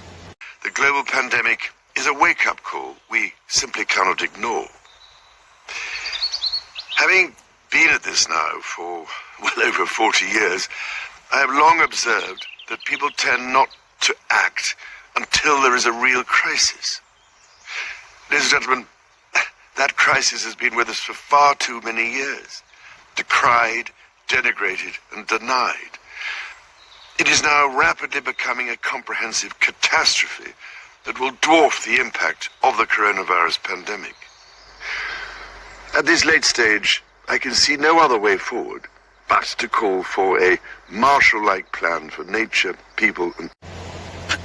Prince Charles, discussing his Marshall Plan to murder 90 to 95% of us, ushering in what the United Nations refers to as the post-industrial world. This is what they are referring to when they say build back better. Indeed, in a post-industrial world they can build back to the Dark Ages better. Listen as soon-to-be King Charles comes right out and says it. This is war. There was no tomorrow, and no ultimate reckoning for our abuse of nature. So, what do we do? Without doubt, we must now put ourselves on a warlike footing, approaching our action from the perspective of a military-style campaign. That way, working together, we can combat this most grave and urgent challenge. If we have the resolve to shift our trajectory, we must start now by bringing forward our net zero target. I'm afraid 2050 simply suggests we have room to delay. We have to move toward a net zero emissions. The first place to do that by the year 2035 is in energy production, by 2050 totally. All right. But batteries that will be made at this new facility in Georgia are going to power cars without one drop of gasoline and increase security of our battery supply chain as well. That's going to serve to save families money at the pump because they can skip the pump altogether. Congressman Smith, thank you for your commitment to the environment, including helping our armed forces transition to clean energy technologies. One of the things I've found out as the President of the United States, I get to spend a lot of that money. I get to decide where, no, I'm not joking. And we're going to completely, but before, I'm going to start the process where every vehicle in the United States military, every vehicle is going to be climate friendly. Every vehicle. We're going to have no, I mean it. We're spending billions of dollars to do it. And it's going to matter. You know, it matters. You know, in my view, this crisis, as I said, is a genuine opportunity. An opportunity to do things we wanted to do, and only now have become so. On July 20th, 2020, Democrat presidential candidate Joe Biden spoke online for the Million Muslim Voters Summit hosted by the Muslim Brotherhood's Genocide, formerly called Emerge USA. During the event, Biden said, "One of the things I think is important, I wish we taught more in our schools about the Islamic faith. Considering Democrats have fought tooth and nail to jettison all religion, especially Christianity, from schools, calling for Islam to be taught was a slap in the face to most Americans. In addition to calling for Islam to be taught in public schools, what is Genocide and what do they stand for?" Genocide was founded by and is led by Muslim Brotherhood Hamas operatives. Current co-chairperson of Genocide is attorney Khurram Wahid, a former legal advisor to the national headquarters of Hamas doing business as the Council on American Islamic Relations, CARE, who headed a Hamas CARE office in Florida as well. Among his many clients, Wahid counts numerous terrorists he has defended, befriended, and supported. This list includes Sami al-Arian, the former leader of Palestinian Islamic Jihad, and Ahmed Omar Abu Ali, who is currently serving a life sentence for being an al-Qaeda operative and plotting to kill a president of the United States, among many other charges. Islam's Muslim Brotherhood was founded in Egypt in 1928 by Hassan al-Banna, a 22-year-old Muslim who admired Hitler's hatred of the Jews and persistently wrote to Hitler to express his admiration and his desire for Hitler's Nazi party to collaborate with Islam. When Hitler rose to power, his Nazis supported al-Banna, a school teacher, to grow the Muslim Brotherhood into its ally in the Middle East. By 1938, the membership of Muslim Brotherhood topped 200,000 people. During World War II, members of the Muslim Brotherhood spied for Hitler's Nazis in the Middle East and fought for Hitler as Nazi troops in two specially formed Muslim Waffen-SS Handschar divisions. Handschar is German for scimitar, the curved saber used by the Islamic troops of the Ottoman Empire. SS Handschar Division. Hitler pictured with Haj Amin al-Husseini, the Grand Mufti of Jerusalem and a close ally of al-Banna, in Berlin, where he lived as Hitler's personal guestful from 1941 to 1945 before joining al-Banna in Egypt in 1946. The Muslim Nazi troops of the Waffen-SS Handschar divisions are being examined by Haj Amin al-Husseini and by SS. Reichsfuhrer Heinrich Himmler, the SS Handschar division, due to their large number of volunteers, Muslim Brotherhood Handschar divisions were the largest of Hitler's 38 Waffen-SS divisions. After World War II, Muslim Brotherhood continued to grow, supported this time by the West, which saw it as a counterweight to the threat of Soviet-backed communism in the Middle East. By the late 1940s, Muslim Brotherhood numbered 500,000 members. While some of them built schools and medical clinics, the majority continued to engage in violence, including bombings, arsons, and murders. In 1948, members of the Muslim Brotherhood assassinated the Egyptian Prime Minister Mahmoud Fahmy al-Nukrashi, and have been fundamental in the formation and support of every major Islamic terrorist organization starting with Yasser Arafat. 20 years after al-Qaeda attacked the United States, a plot hatched in Afghanistan now, thanks to Biden's withdrawal. Its Muslim Brotherhood loyalists hold senior positions in the Taliban's new transitional government. There is one name that stands out: Haqqani. That is because the Haqqani network is the primary liaison between the Taliban and al-Qaeda. Its leader, Sirajuddin Haqqani, a brutal insurgent commander known for dispatching suicide bombers who've killed or maimed hundreds of civilians, was assessed to be a member of the wider al-Qaeda leadership. Now that Biden has single-handedly handed over to the Taliban more than $90 billion worth of military equipment, simultaneously creating the largest hostage situation in world history, endangering the lives of tens of thousands of Americans and American allies, his potentially treasonous ties to the Muslim Brotherhood should be more closely examined. The royal family of Britain, in particular Queen Elizabeth II, has recently revealed that she is in fact a direct descendant of Prophet Muhammad, the founder of Islam, and has instructed BBC News to begin pushing this idea in the Muslim world, according to BBC staff. The extraordinary move by Queen Elizabeth has sparked fears that the monarchy are in fact the final stages of their 100-plus-year-old plan preparing to use Islam to usher in the New World Order, with the House of Windsor at the apex of the pyramid. As our globalists flood Great Britain and Europe with Islamic immigrants, their royal plan to use Islam, in combination with the carefully mapped bioterror pandemic, and other means of unconventional warfare to supplant and destroy the Protestant Western world, comes into full view. Claiming to be the 43rd great-granddaughter of the Prophet Muhammad, the Queen cited the genealogical guide to royalty, Burke's Peerage, for proof of her claims. According to Harold Brooks Baker of Burke's Peerage, the British royal family is descended from Muhammad through the Arab kings of Seville, who ruled an Arab caliphate in Spain after the death of Muhammad. At its peak, the caliphate ruled over territory from the Caucasus, Eurasia, to the Iberia Peninsula, Muslim Spain, Portugal, Andorra and Gibraltar.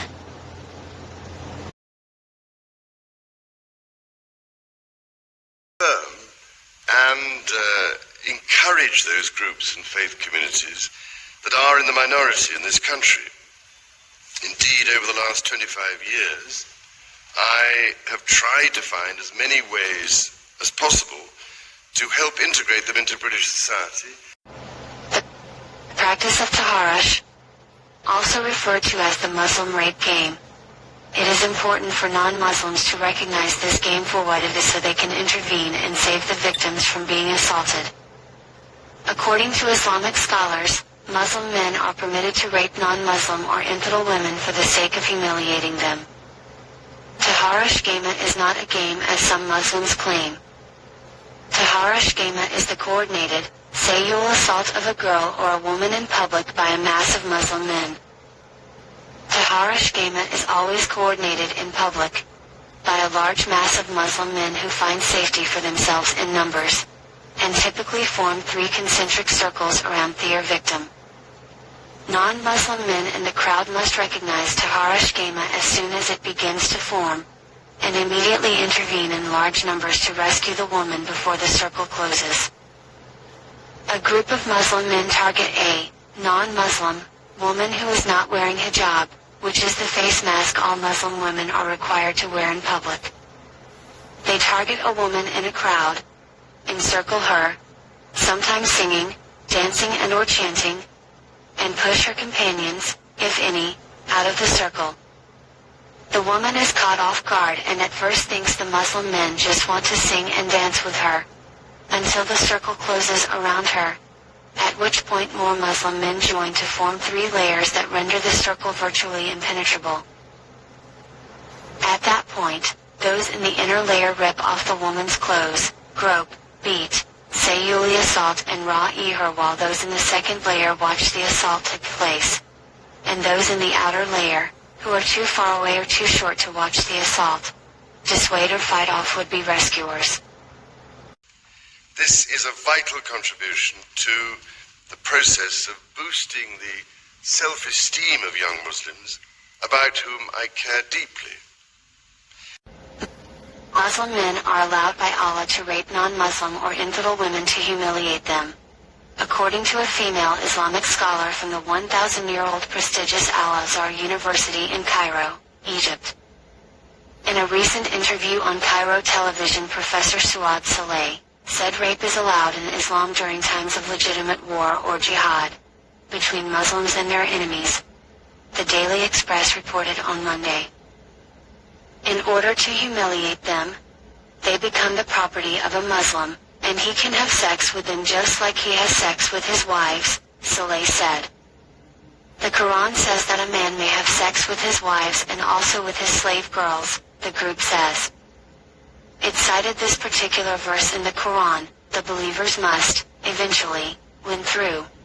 Those who humble themselves in their prayers, who avoid vain talk, who are active in deeds of charity, who abstain from sex, except with those joined to them in the marriage bond, or the captives, whom their right hands possess. For, in their case, they are free from blame. Quran 23:1-6. In May 2011, the Egyptian Sheikh Abu Ishaq al-Hawaini declared that, "We are in the era of jihad," which means that Muslims can take slaves. And encourage those groups and faith communities that are in the minority in this country. Indeed, over the last 25 years, I have tried to find as many ways as possible to help integrate them into British society. Founded by aristocrat and former SS stormtrooper Kurt Waldheim. The aristocrats control the UN through the Bilderbergers and many other non-governmental organizations. UN Agenda 21 is all around us, orchestrating the subtle takeover of our municipalities, weaponizing local governments with their sustainable development plans. The whole thing is one big giant lie, built to collapse our society, and the Agenda 21 endgame has just been given a $3.5 trillion boost with the recent mass suicidal genocidal infrastructure bill, which is tearing down freeways in a section called Bringing Communities Together. But where did all this madness come from? The late Rosa Kior, may she rest in peace, had an idea. Now their colossal master plan to murder 90% of us is coming into full view. Listen, as one of our commentators quotes one of Rosa's flyers warning people of the murderous UN agenda taking shape in her community. UN Agenda 21/Sustainable Development is the action plan to inventory and control all land, all water, all minerals, all plants, all animals, all constructible means of production, all information, all energy, and all human beings in the world. Inventory and control. Have you wondered where these terms sustainability and smart growth and high-density urban mixed-use development came from? Doesn't it seem like about 10 years ago you'd never heard of them and now everything seems to include these concepts? Is that just a coincidence? That every town and county and state and nation in the world would be changing their land use/planning codes and government policies to align themselves with what? Far from being a conspiracy theory or a tin-foil hat fantasy, this is an actual United Nations plan, signed onto in 1992 by President George H.W. Bush along with 178 other world leaders.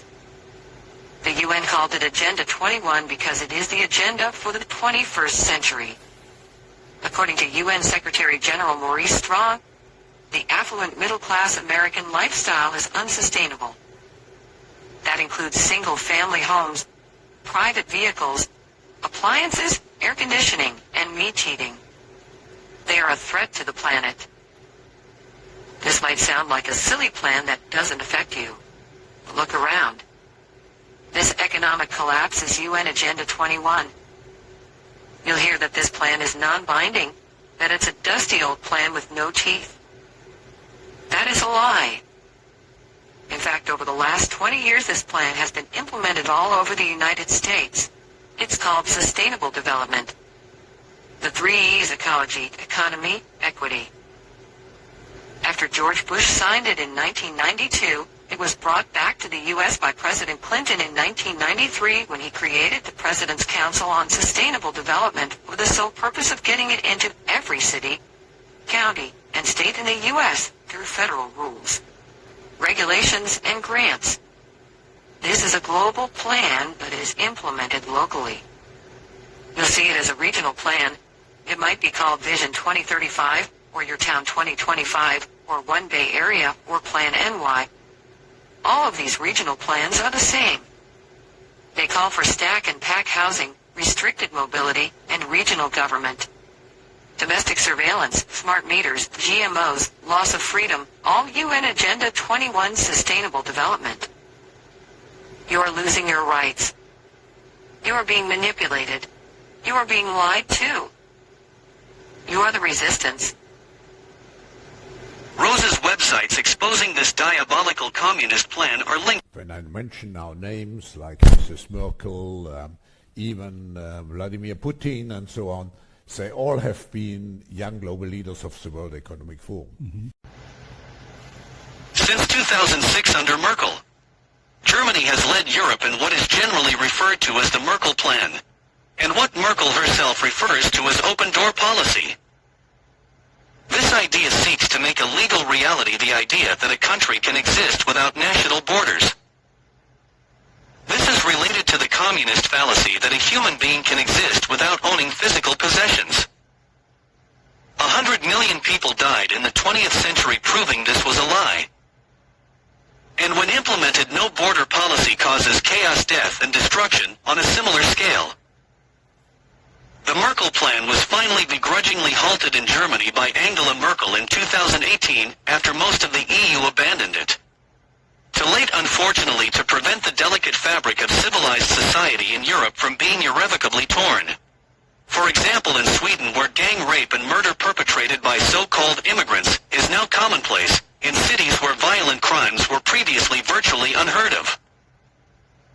Now the rejected policies that Germany thrust on Europe, the policies that almost destroyed and may yet destroy the once safe and peaceful societies of Europe, are now being thrust on our country. To destroy our peaceful societies in the same manner. This plan to open our borders being implemented right now should rightfully be referred to as the Merkel Plan. But if it almost destroyed Europe, then why is it being implemented in the United States? The reason is simple: the billionaire responsible for making sure that the rest of the world follows Germany's lead. The man whose wealth came from his adoptive SS father foreclosing on Jews during the Third Reich. As admitted by George Soros himself on video in a 60-minute interview, linked in the description, has over 200 organizations in United States dedicated to destroying the United States Republic from within. George Soros is working as a foreign agent for the German state to undermine our Constitution. Because he is an American citizen, this constitutes treason. Germany is implementing the Merkel Plan here, the same way they did in the rest of Europe, through their operative George Soros. This is a small list of just some of the organizations he is most obviously using to implement the failed Merkel Plan for open borders in the United States, originally funded with Nazi money stolen from the Jews of Germany. Group 1. Immigrant Legal Resource Center. This group claims to have helped gain amnesty for some 3 million illegal aliens in the U.S., and was part of the sanctuary movement which sought to grant asylum to refugees from the failed communist states of Central America. Group 2. Immigrant Workers Citizenship Project. This open borders organization advocates mass immigration to the U.S. Group 3. Immigration Advocates Network. This alliance of immigrant rights groups seeks to increase access to justice for low-income immigrants and strengthen the capacity of organizations serving them. Group 4. Human Rights First. This group supports open borders and the rights of illegal aliens, charges that the Patriot Act severely erodes American civil liberties, has filed amicus curiae briefs on behalf of terror suspect Jose Padilla, and deplores the Guantanamo Bay detention facilities. Group 5. Immigrant Defense Project. To advance the cause of illegal immigrants, the IDP provides immigration law backup support and counseling to New York defense attorneys and others who represent or assist immigrants in criminal justice and immigration systems, as well as to immigrants themselves. Group 6. Human Rights Watch. This group directs a disproportionate share of its criticism at the United States and Israel. It opposes the death penalty in all cases, and supports open borders and amnesty for illegal aliens. Group 7. ILAM. This anti-Israel NGO seeks to develop and empower the Arab media, and to give voice to Palestinian issues. Group 8. Immigration Policy Center. IPC is an advocate of open borders and contends that the massive massive influx of illegal immigrants into America is due to U.S. government policy, since the broken immigration system spurs unauthorized immigration in the first place. This is just a small sampling of George Soros's treasonous organizations. A list of over 400 organizations linked to George Soros and his Open Society foundations is linked in the description. In his book The Soros Connection, Dr. Robert Kaplan documents how George Soros has followed the same agenda as Germany and its media allies. For years. Especially, Soros has shared Germany's desire to break up Yugoslavia in the 1990s. Initially, only Germany wanted to break up the Balkans. President Clinton followed suit. The US and Europe thus sided with the Albanian Muslims in both Bosnia and Kosovo. While Milosevic was no saint, the Bosnian Albanian Muslims were not much better. During World War II, they fought on the same side as the SS and were Nazi collaborators. Kaplan is also convinced that the Balkanization of Yugoslavia was the first salvo of what is today called the Arab Spring, in order to help resurrect some form of the old Ottoman Empire. Germany and Turkey were allies in World War I. After Serbia was bombed in the Bosnian War, the USA then lost Russia, which is at the very heart of the crisis now fomenting in Ukraine. Is it not possible that much of the vitriol over Russia right now in the media is being largely promoted by German concerns? Soros was infamously known for being the man who broke the Bank of England in the early 1990s. According to Kaplan, Soros had inside information from the German government as he used the mark to make a killing involving deliberate currency manipulation that hit England particularly hard. Soros has since used that incredible haul to make even more money, usually at the hefty expense of other nations. He then uses his profits to heavily influence and manipulate politics worldwide, particularly in America. The first time we hear of Soros was in 1944 Budapest, Hungary. Thanks to the protective efforts of his father, Tivada, Soros worked with a Nazi godfather to help locate and shake down fellow Jews of their belongings before they were shipped off to Auschwitz. Soros alleges his father put him in the position to shield him from the Nazis, but it becomes very difficult not to presume that Tivadar had strong connections with the Judenrat in Budapest. The Judenrat were Jewish councils that the Nazis set up all over Europe to force them to do their dirty work for them. The Judenrat were placed in charge of the ghettos that housed the Jews in horrific conditions. While many of the Judenrat tried to serve the best they could with what was forced upon them, some actually enjoyed the virtual godlike powers that were granted.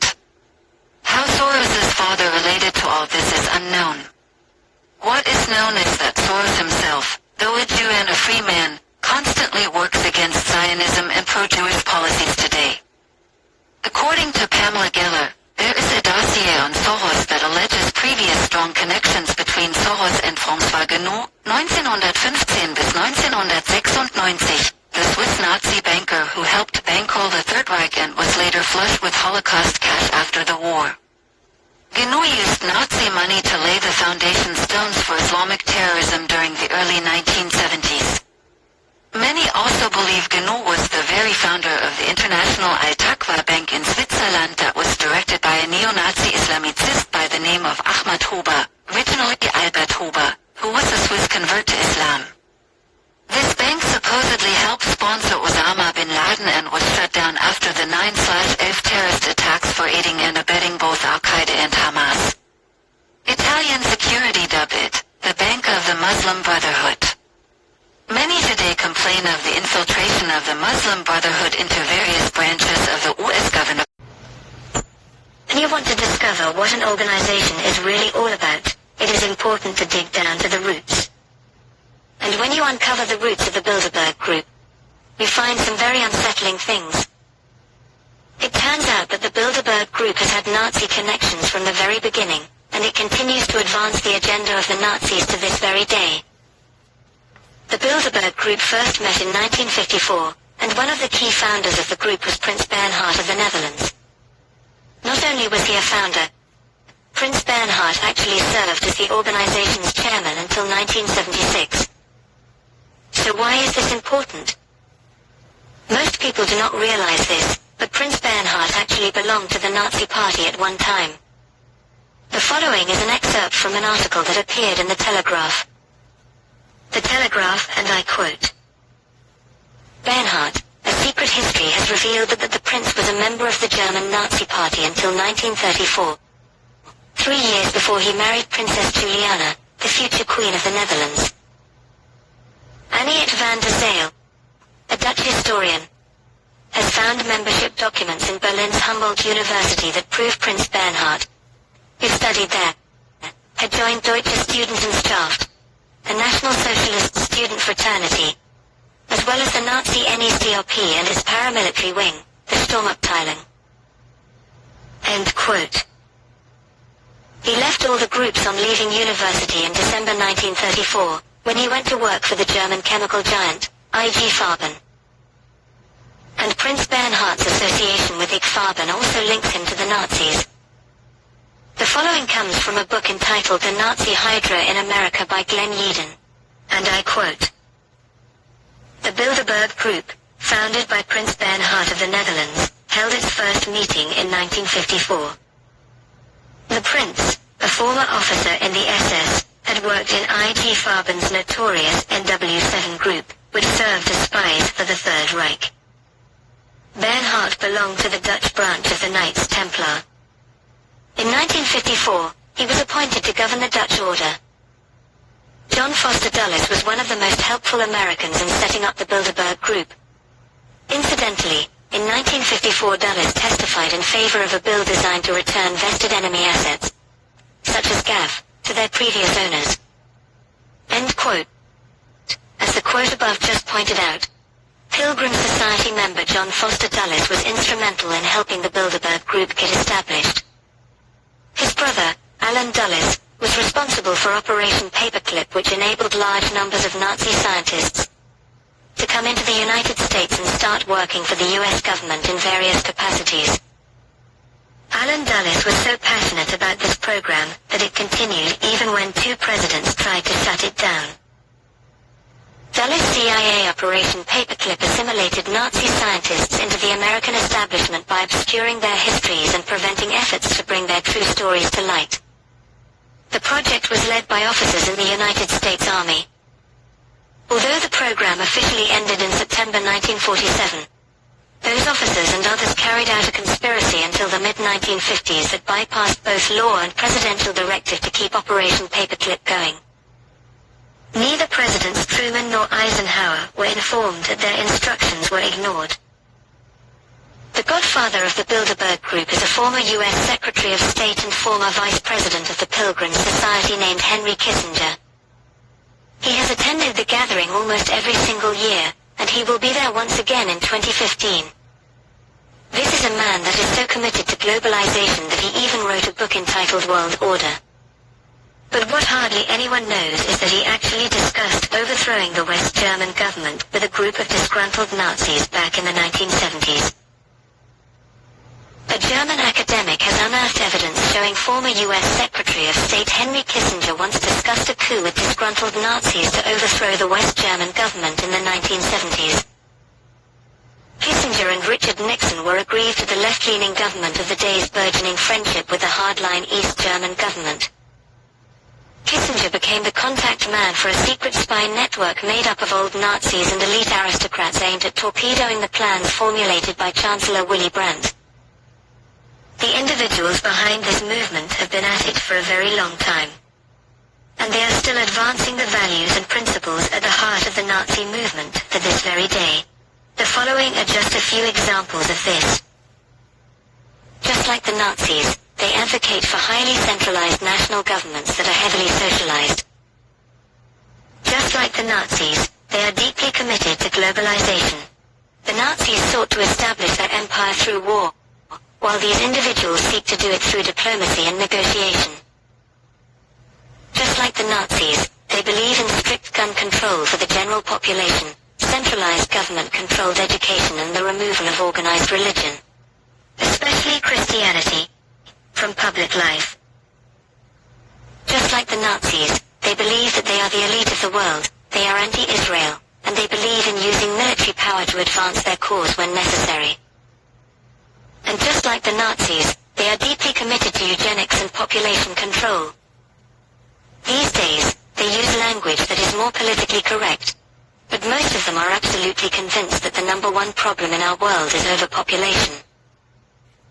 Of course, nobody associated with the Bilderberg group would ever use the word Nazi to describe themselves. That term has become so associated with evil that nobody wants anything to do with it. But the values and the principles of the Nazis endure in organizations such as the Bilderberg group. The ultimate goal, of course, is a one-world government that dominates the entire planet. Let us hope and pray that they are never able to achieve it. 201 was not the first scripted exercise to prophesize the future with astonishing accuracy. Leaders of global health and business have been seeding reality with fictional scenarios for several decades. The scenario, obviously, is fictional. 1 year prior to Event 201, many of the same sponsors, hosts, and actors came together to produce a tabletop pandemic simulation for a fictional virus they branded Clade X. 1 year to produce a vaccine for this is too long. We should have stockpiled, we didn't, but we're going to have to look at that vaccine question to see if we can speed up the delivery. And if we do not have the public with us, we're in big trouble. In 2010, the Rockefeller Foundation released a 54-page document called Scenarios for the Future of Technology and International Development. Page 18 features the pandemic scenario, Lockstep, a world of tighter top-down government control and authoritarian leadership, with limited innovation and growing citizen pushback. China's government was not the only one that took extreme measures to protect its citizens from risk and exposure. During the pandemic, national leaders around the world flexed their authority and imposed airtight rules and restrictions, from the mandatory wearing of face masks to body temperature checks at the entries to communal spaces like train stations and supermarkets. Even after the pandemic faded, this more authoritarian control and oversight of citizens and their activities stuck and even intensified. It's the United Nations in lockstep with the World Economic Forum, in what they are boasting will be the great reset of all our economies and of all our personal liberties. Now is the historical moment of time.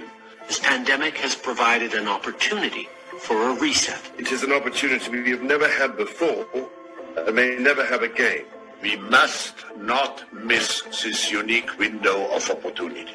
Reading from the COVID-19 The Great Reset book by Klaus Schwab and his co-author, if no one power can enforce order, our world will suffer from a global order deficit. Think about that, reread that sentence. If no one power can enforce order, our world will suffer from a global order deficit. In short, we need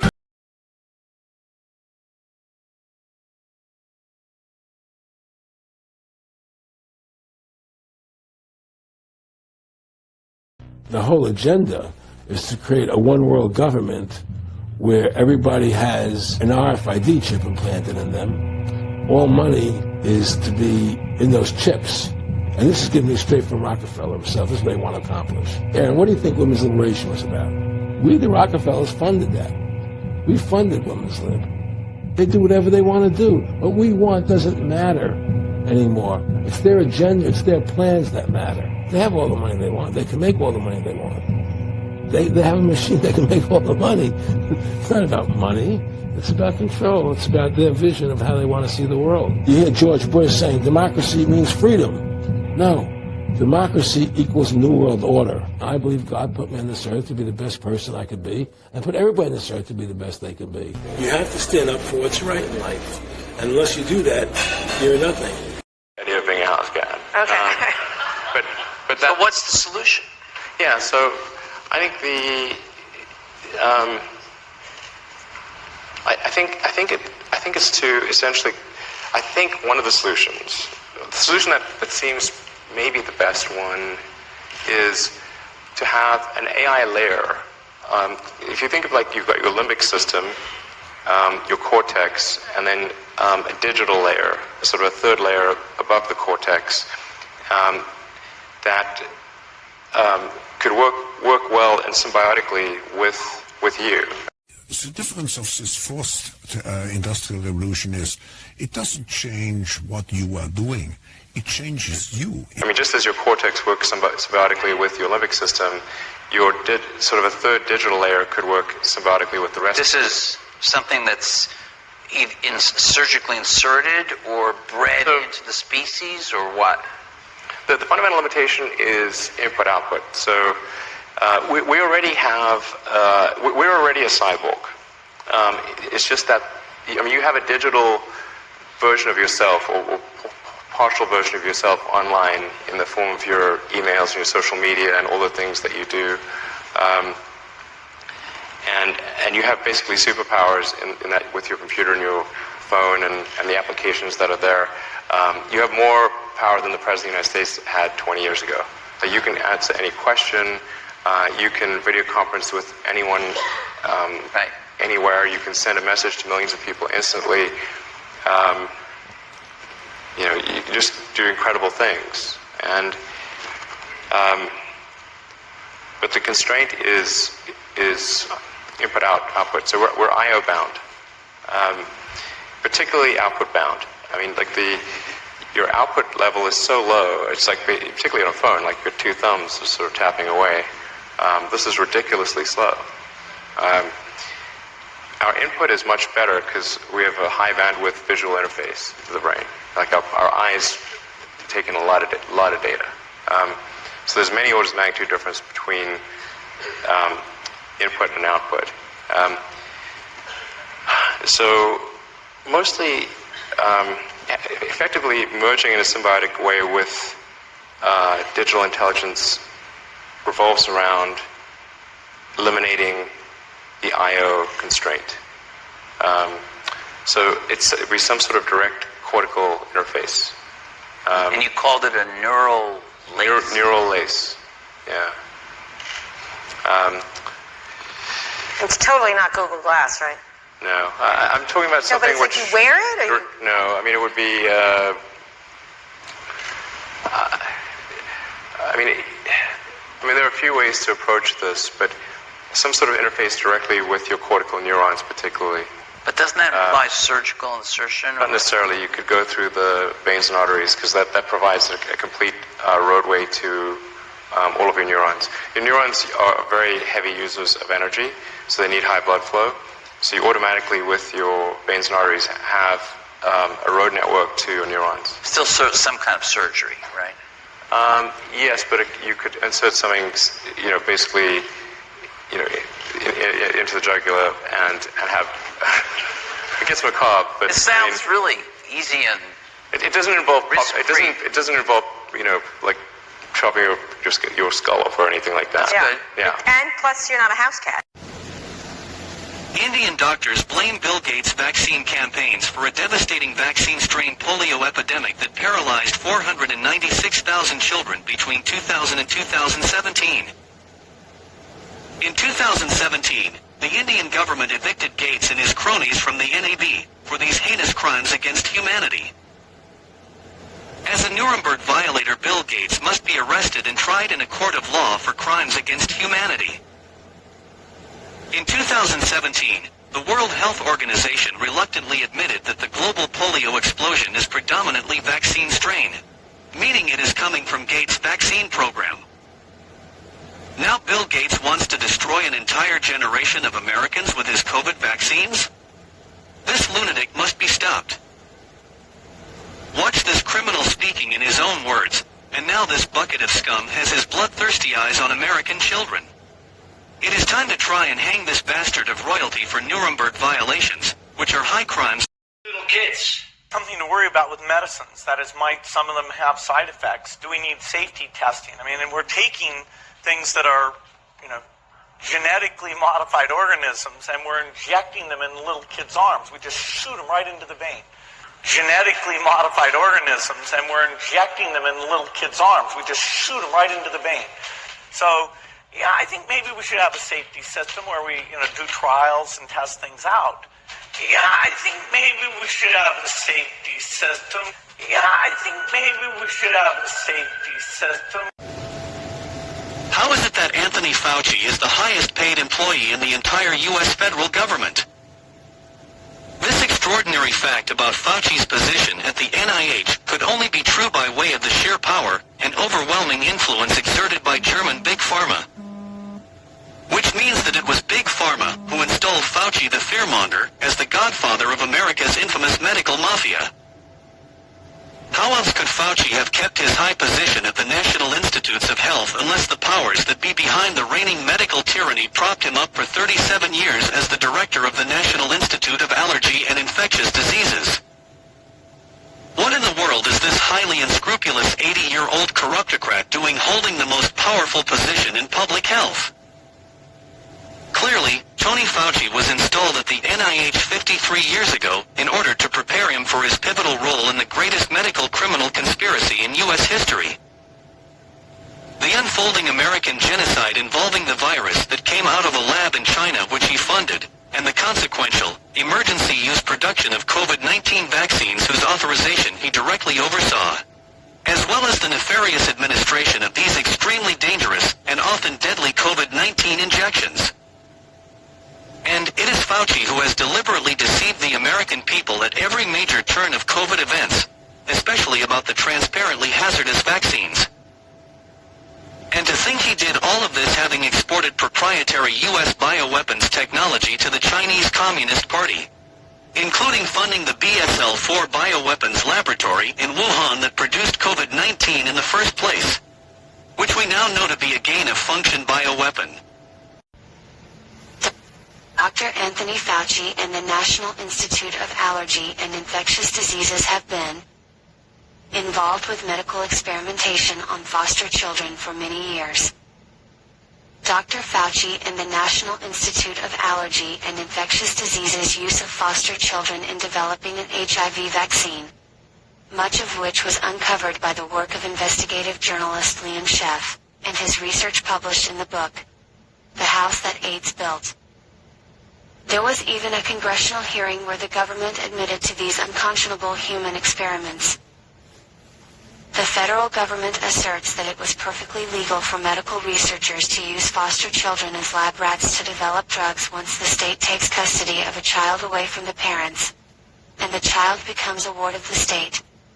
Medical researchers no longer need parental approval to conduct medical research, and they can also bill the U.S. government directly to fund this research, usually using Medicaid, even if the drugs being used are experimental and have not yet been approved by the FDA. The U.S. federal government has mandated drug research with children. The need for children to participate in drug company research is high, and the temptation to overstep parental rights to force children to participate is great. Researchers publicly admit using money and other rewards to obtain participation of children in their drug trials. The federal government asserts that it was perfectly legal for medical researchers to use foster children as lab rats to develop drugs. Since publishing this article back in 2015, much more information has come to surface, especially in light of the COVID pandemic of 2020. It appears the chickens have come home to roost. Now this renegade group of researchers led by Fauci seeks to turn us all into their lab rats with their experimental vaccine mandates, despite the fact that subjects have no recourse, because the manufacturers have been granted total immunity against liability from the same federal government. The same group of people who have been involved in HIV/AIDS research to develop an HIV vaccine, a vaccine which has never come to market, are the same group of people now working with the U.S. government to develop a COVID vaccine, at the behest of Fauci. The public has a right to know more about Fauci's past research to develop an HIV vaccine, and how they experimented on children who were legally kidnapped from their families for research purposes, as well as the live aborted fetuses that were used to try and create humanized mice to produce this vaccine. Since this is the same group that has been given hundreds of millions of dollars by the U.S. government to now develop a COVID vaccine. In 2004, investigative journalist Liam Sheff exposed the fact that hundreds of foster children at Incarnation Children's Center, ICC, in New York City were used and abused as lab rats for unsupervised and unrestricted AIDS research and vaccine studies by Big Pharma and the National Institute of Allergy and Infectious Diseases, NIAID. Years later, in separate investigations, 13,878 children were discovered to have been made subject of the same fate during the 1980s and 1990s in 6 other states: Illinois, Louisiana, Maryland, North Carolina, Colorado, and Texas. As we found out in our own investigative report back in 2015, Congress knew about these medical experiments being conducted on foster children and conducted a hearing in 2005, with a title Protections for Foster Children Enrolled in Clinical Trials. It appears that this congressional hearing, while acknowledging that foster children were being enrolled in HIV/AIDS vaccine trials, did nothing to stop it. Liam Sheff details what some of these foster children went through in his book. In New York's Washington Heights is a 4-story brick building called Incarnation Children's Center, ICC. This former convent houses a revolving stable of children who've been removed from their own homes by the Agency for Child Services, ACS. These children are black, Hispanic, and poor. Once taken into ICC, the children become subjects of drug trials sponsored by NIAID, National Institute of Allergies and Infectious Disease, a division of the NIH, NICH, the National Institute of Child Health and Human Development, in conjunction with some of the world's largest pharmaceutical companies, GlaxoSmithKline, Pfizer, Genentech, Chiron/Biocine, and others. The drugs being given to the children are toxic. They're known to cause genetic mutation, organ failure, bone marrow death, bodily deformations, brain damage, and fatal skin disorders. If the children refuse the drugs, they're held down and have them force-fed. If the children continue to resist, they're taken to Columbia Presbyterian Hospital, where a surgeon puts a plastic tube through their abdominal wall into their stomachs. From then on, the drugs are injected directly into a large team of more than 1,000 lawyers and over 10,000 medical experts, led by Dr. Rainer Fuhlmich, has initiated legal proceedings against the CDC, WHO, and the Davos Group for Crimes Against Humanity. Fuhlmich and his team present the incorrect PCR test and the order for doctors to describe any comorbidity death as a COVID death, as fraud. The PCR test was never designed to detect pathogens and is 100% inaccurate at 35 cycles. All PCR tests monitored by the CDC are set at 37 to 45 cycles. The CDC acknowledges that tests over 28 cycles are not allowed for a positive, reliable result. This invalidates over 90% of the alleged COVID cases, infections detected by the use of this incorrect test. In addition to the incorrect tests and fraudulent death certificates, the experimental vaccine itself violates Article 32 of the Geneva Convention. Under Article 32 of the 1949 Geneva Convention, mutilation and medical or scientific experiments not required for the medical treatment of a protected person are prohibited. According to Article 147, conducting biological experiments on protected persons is a serious breach of the Convention. The experimental vaccine violates all 10 Nuremberg codes, which carry the death penalty for those who try to break these international laws. 1. Provides immunity to the virus. This is a leaky gene therapy that does not provide immunity to COVID and claims that they reduce the symptoms, but double vaccinated are now 60% of patients who need ER or ICU with COVID infections. 2. Protects the recipients from getting the virus. This gene therapy does not provide immunity, and the double vaccine can still catch and spread the virus. 3. Reduces deaths due to viral infection. This gene therapy does not reduce deaths from the infection. Double vaccinated people infected with COVID have also died. 4. Reduces the circulation of the virus. This gene therapy still allows the virus to spread because it gives zero immunity to the virus. 5. Reduces the transmission of the virus. This gene therapy still allows transmission of the virus because it does not confer immunity to the virus. The following violations of the Nuremberg Code apply. Nuremberg Code Number 1. Voluntary consent is important. No person should be forced to take a medical experiment without informed consent. Many media, political and non-medical people urge people to take the injection. They do not provide information about the negative effects or dangers of this gene therapy. All you hear from them is, safe and effective, and the benefits outweigh the risks. Countries use blockades, coercion and threats to force people to take this vaccine or are banned from participating in free society under the mandate of a vaccine pass or green pass. During the Nuremberg trials, the media were also prosecuted and members were killed for lying to the public, along with many of the doctors and Nazis found guilty of crimes against humanity. Nuremberg Code Number 2. Yields with fruitful results that cannot be produced by other means. As mentioned above, gene therapy does not meet the criteria for a vaccine and does not offer immunity to the virus. There are other medical treatments that give fruitful results against COVID, such as ivermectin, vitamin D, vitamin C, zinc, and strengthened immune system for flu and colds. Nuremberg Code Number 3. Basic experiments as a result of animal experiments and natural history disease. This gene therapy skipped animal experiments and went directly to human experiments.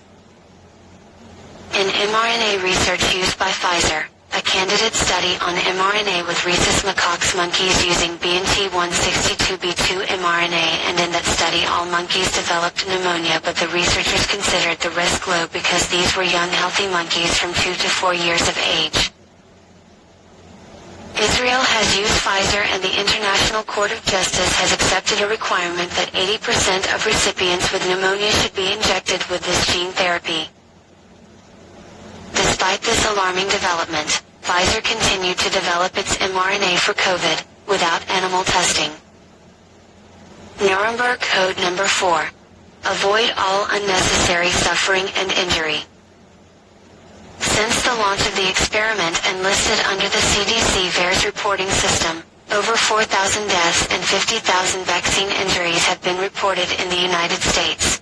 In the EU, more than 7,000 deaths and 365,000 vaccine injuries have been reported. This is a serious violation of this code. Nuremberg Code Number 5. No experiment should be performed if there is reason to believe that injury or death will occur. See Number 4. Based on fact-based medical data, this gene therapy causes death and injury. Previous research on mRNA also shows several risks that have been ignored for this current experimental gene experiment. A 2002 study of SARS-CoV-1 nail proteins showed that they cause inflammation, immunopathology, blood clots, and inhibit angiotensin II expression. This experiment forces the body to produce this nail protein that inherits all these risks. Nuremberg Code Number 6. The risk should never exceed the benefit. COVID-19 has a recovery rate of 98 to 99%. Vaccine damage, death, and adverse side effects of mRNA gene therapy far outweigh this risk. The use of leaky vaccines was banned for agricultural use by the US and the EU due to the Mark chicken study, which shows hot viruses and variants appear, make the disease even more deadly. Nevertheless, this has been ignored for human use by the CDC, aware that the risk of new, more deadly variants arises from leaky vaccinations. The CDC is fully aware that the use of leaky vaccines facilitates the emergence of hotter, more deadly strains. Yet they have ignored this when it comes to humans. Nuremberg Code Number 7. Preparations must be made for even remote possibilities of injury, disability, or death. No preparations were made. This gene therapy skipped animal experiments. The pharmaceutical company company's own clinical phase 3 studies will not end until 2022-2023. These vaccines were approved in an emergency only. Use only action to force on a misinformed public. They are not FDA approved. Nuremberg Code Number 8. Experiments must be carried out by scientifically qualified persons. Politicians, the media and actors who claim that this is a safe and effective vaccine are not qualified. Propaganda is not medical science. Many stores such as Walmart and drive-through vaccine centers are not qualified to administer experimental medical gene therapies to the uninformed public. Nuremberg Code Number 9. Everyone must have the freedom to end the experiment at any time. Despite the call from over 85,000 doctors, nurses, virologists, and epidemiologists, the experiment does not end. In fact, there are currently many attempts to change laws to enforce vaccine compliance. This includes mandatory and mandatory vaccinations. Experimental sprayers are planned every 6 months without using the growing number of deaths and injuries already caused by this experiment. These update images will be administered without any clinical trials. Hopefully, this new Nuremberg trial will put an end to this crime against humanity. Nuremberg Code Number 10. The researcher must terminate the experiment at any time if there is a probable cause for injury or death. It is clear from statistical reporting data that this experiment leads to death and injury. But not all politicians, pharmaceutical companies, and so-called experts make any attempt to stop this gene therapy experiment from harming a misinformed public. Legal proceedings are progressing. Evidence has been gathered and a large growing group of experts is sounding the alarm. And have you seen any other vaccine that was put out for the public that skipped the animal test? Never before, especially for children. And what I've read, they actually started the animal test, and because the animals were dying, they stopped the test. Correct.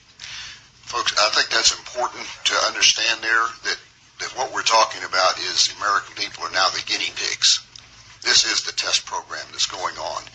They didn't do the human testing, and they stopped the animal test because the animals were dying. And then they turned it out for the public. And we are now looking at businesses that want to mandate that this experimental vaccine be given to people as a condition of their employment. And yet we have this death count that continues to rise and be totally ignored. The Supreme Court on Thursday blocked President Joe Biden's vaccine and testing requirement aimed at large businesses. The decision is a huge hit to Biden's attempts to use the power of the federal government to illegally force vaccines on U.S. citizens, which are not even FDA approved for general use. The president has emphasized the necessity of getting vaccinated against the virus for months, and eventually decided to use the mandate on large employers as his main vehicle for coercing hesitant Americans into getting the emergency use authorized vaccines, despite the fact that these experimental mRNA vaccines are not even FDA approved for general use. In freezing a lower court opinion that allowed the regulation to go into effect nationwide, the majority sent a clear message the Occupational Safety and Health Administration, charged with protecting workplace safety, has overstepped its authority. Now, overreaching past even the Supreme Court, Jen Psaki has advised her Nuremberg violating accomplices in the private corporate sector to ignore the Supreme Court, and in so doing has advised them to ignore the Constitution. Now that the Biden administration has utterly ignored this Supreme Court decision, doubling down on their illegal unconstitutional mandates, it becomes increasingly clear that we are dealing with a conspiracy of high treason between overreaching corporations and overreaching government officials against the laws of our land. These treasonous Marxist, socialist, fascist officials must be stopped before more Americans are killed. Listen to Jen Psaki as she advises her corporate Fortune 100 accomplices to continue to illegally coerce Americans into receiving the jab, ignoring the supreme law of the land. So President Biden, you'll see this in his statement, will be calling on and will continue to call on businesses to immediately join those who have already stepped up, including 1/3 of Fortune 100 companies, to institute vaccination requirements. Apparently Psaki does not understand that we are not in Eastern Europe, meaning that these Fortune 100 companies she is calling on to break the law are not oligarchs.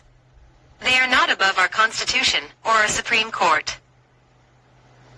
So President Biden, you'll see this in his statement, will be calling on and will continue to call on businesses to immediately join those who have already stepped up, including 1/3 of Fortune 100 companies, to institute vaccination requirements. Pfizer received no funding from Operation Warp Speed for the development, clinical trial, or manufacture of the vaccine. Its partner, BioNTech, did receive government money from Germany. BioNTech is credited for contributing the messenger RNA technology, which prompts the body to make a key protein from the virus, creating an immune response.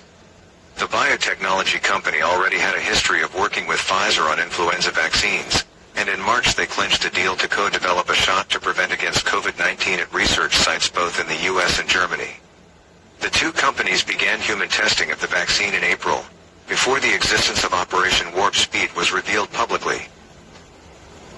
Berlin gave $445 million to the German company in a September agreement to help accelerate the vaccine by building out manufacturing and development capacity in its home market.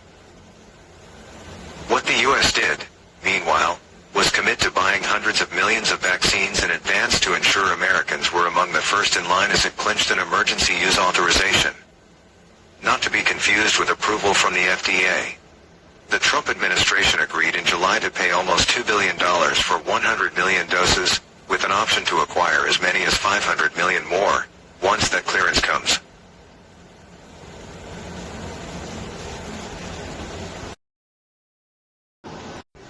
Luc Montagnier, the man who won the Nobel Prize in Virology for identifying the AIDS virus, has come out vocally and emphatically against the new experimental mRNA vaccines, which have been rolled out without following scientific safety protocols and procedures for vaccines, making this the largest, most dangerous human genetic experiment in world history.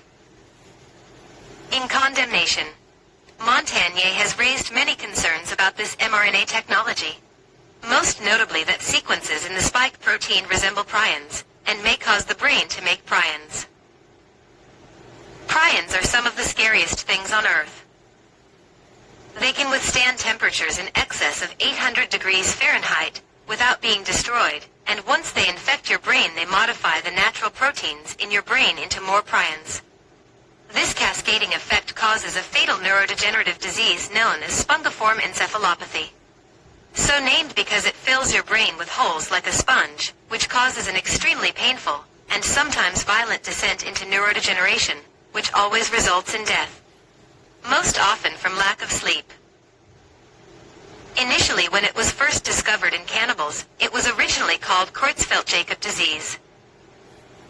Apparently, with mammals when they consume the neuronal tissue from their same species, it produces these prions. It was also discovered when the meat industry ground up and tried to feed downer cows to other cows, effectively turning them into cannibals. That mad cow disease was born. It was later found, not only that the cows pass this neurodegenerative disease onto their offspring, which generally do not even make it to adulthood, but also that when eating the meat from these infected cows, the prions cross the species barrier, infecting humans with this fatal neurodegenerative disease. Now that Luc Montagnier, one of our greatest scientists, has stated emphatically that there is a firm scientific basis for the rumor that these spike proteins are prion-like and may cause the brain to produce prions, we all have cause for great concern. The following quote is translated from its original French by the RAIR Foundation. Both the translation and video of the original interview are linked below. The words of Luc Montagnier, and I quote, "I am outraged by the fact that we want to vaccinate children. Because then we are really affecting a future generation. We need to know, for example, take glyphosate, right? Recent studies on glyphosate have shown that there are epigenetic effects. That means people who eat glyphosate in their diet pass on something that will affect future generations. Their children, their grandchildren, and great-grandchildren. They will suffer. At the moment, this has been only shown in rats. You could extrapolate this onto humans.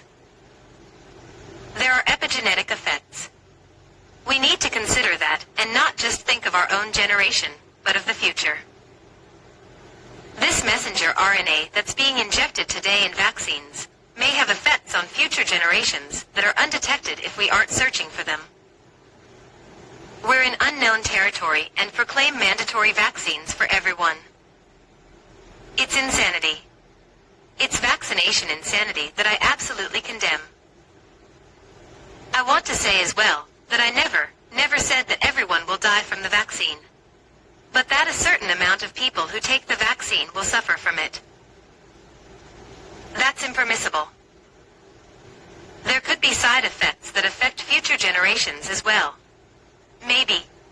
But most probably from our generation in 5 to 10 years. That's absolutely possible. Notably, something we call neurodegenerative illness. There are sequences that resemble the prion sequences in the RNA of the coronavirus. These prions could disorder the natural proteins in the brain, modifying them to make prions. End quote. So now we are coming to find out from our top virologists and doctors that these so-called vaccines are in fact a form of untested gene therapy that actually causes our own cells to produce these prion-like spike proteins, which may well cause some type of spongiform encephalopathy. And this is why more than 15,000 people have died in this short span, and over 1 million people have been injured worldwide. Apparently, because these spike proteins cause all kinds of other damage as well. French researcher Luc Montagnier, who the mainstream media at the behest of Chinese fact-checkers, even in death, continues to falsely demonize as a super spreader of disinformation, despite his winning a Nobel Prize in 2008 for discovering the HIV virus, and being generally recognized as the most brilliant virologist ever, has died at age 89, local government officials in France said. The timing of his death is suspect, considering the news is coming out about the vaccine potentially causing AIDS. Dr. Montagnier warned us over a year ago that COVID-19 had been modified with HIV inserts, which we reported on in early 2021. Professor Montagnier died Tuesday at the American Hospital of Paris in Neuilly-sur-Seine, a western suburb of the capital, the area's city hall said. Authorities are not releasing any other details of his death. As an unsung hero regarding this vaccine, living in France, he knew what the risks of speaking out were. Nonetheless, despite the threats, he did not hesitate to warn us all about the dangers of these vaccines. May he rest in peace. Please listen to his dire warnings about these vaccines and this virus, which we have included at the end of this memorial video. God bless you, Luc Montagnier. Above all else, a true scientist must be loyal to the truth, as you were. A shining example of integrity that all scientists should follow. You will be remembered as the greatest virologist of our day. Let us please take a moment of silence to honor Nobel Prize winner, Dr. Luc Montagnier. The man who discovered the HIV virus back in 1983 says the COVID-19 virus was man-made. As the mainstream media and politicians begin to admit the possibilities that the source of COVID-19 was likely a lab in Wuhan, accidentally leaked or otherwise, it appears more actual scientists are willing to admit that this virus is man-made. Professor Luc Montagnier, 2008 Nobel Prize winner for medicine, claims that SARS-CoV-2 is a manipulated virus that was accidentally released from a laboratory in Wuhan, China. HIV DNA fragments are believed to have been found in the SARS-CoV-2 genome. With my colleague, biomathematician Jean-Claude Perez, we carefully analyzed the description of the genome of this RNA virus. Explains Luc Montagnier, interviewed by Dr. Jean-François Lemoyne for the daily podcast at Pourquoi Docteur, adding that others have already explored this avenue. Indian researchers have already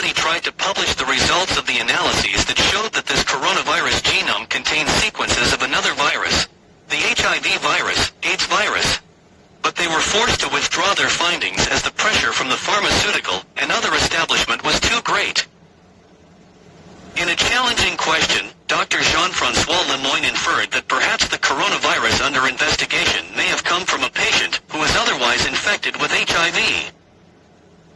No, says Luc Montagnier, in order to insert an HIV sequence into this genome, molecular tools are needed, and that can only be done in a laboratory. According to the 2008 Nobel Prize for Medicine, when pressed for a reason as to why the Chinese might release a cold virus with AIDS in it, Luc Montagnier said a plausible explanation might be an accident in the Wuhan laboratory. When pressed, he also speculated that the purpose of this work may possibly have been in the search for an AIDS vaccine. The truth will eventually come out. In any case, this thesis, defended by Professor Luc Montagnier, has a positive turn. According to him, the altered elements of this virus are eliminated as it spreads.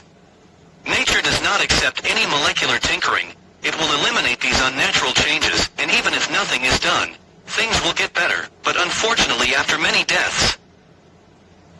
When asked what he thought of being called a conspiracy theorist, he shrugged.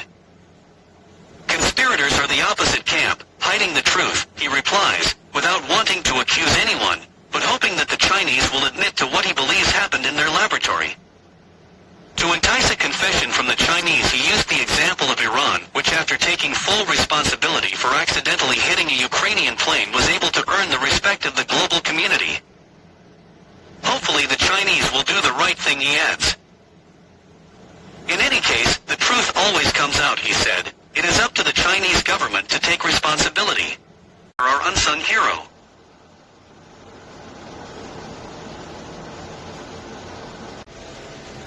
AIDS or vaccine-acquired immunodeficiency syndrome is starting to be reported by NIH in an article titled Innate Immune Suppression by SARS-CoV-2 mRNA Vaccinations, the Role of G quadruplexes, exosomes, and microRNAs. Date, May 2, 2022. Officials and scientists are now slowly talking about C-19 vaccine-acquired immunodeficiency syndrome. The mRNA SARS-CoV-2 vaccines were brought to market in response to the public health crises of COVID-19. The utilization of mRNA vaccines in the context of infectious disease has no precedent. It is interesting to note that smallpox vaccines, which are being pushed by NIH to combat an alleged monkeypox outbreak, and which the U.S. government has just purchased 13 million of, can be deadly to those who are immunocompromised. Listen, as Fauci explains. Smallpox, as effective a vaccine as it is, has some rare but nonetheless potentially very serious toxic side effects. If you're immunosuppressed, it could be deadly. If you're one of those people who have this strange myocarditis association. Why is Fauci and the Department of Health pushing vaccines that they know could be deadly to a population that has already been immunocompromised by the COVID vaccinations?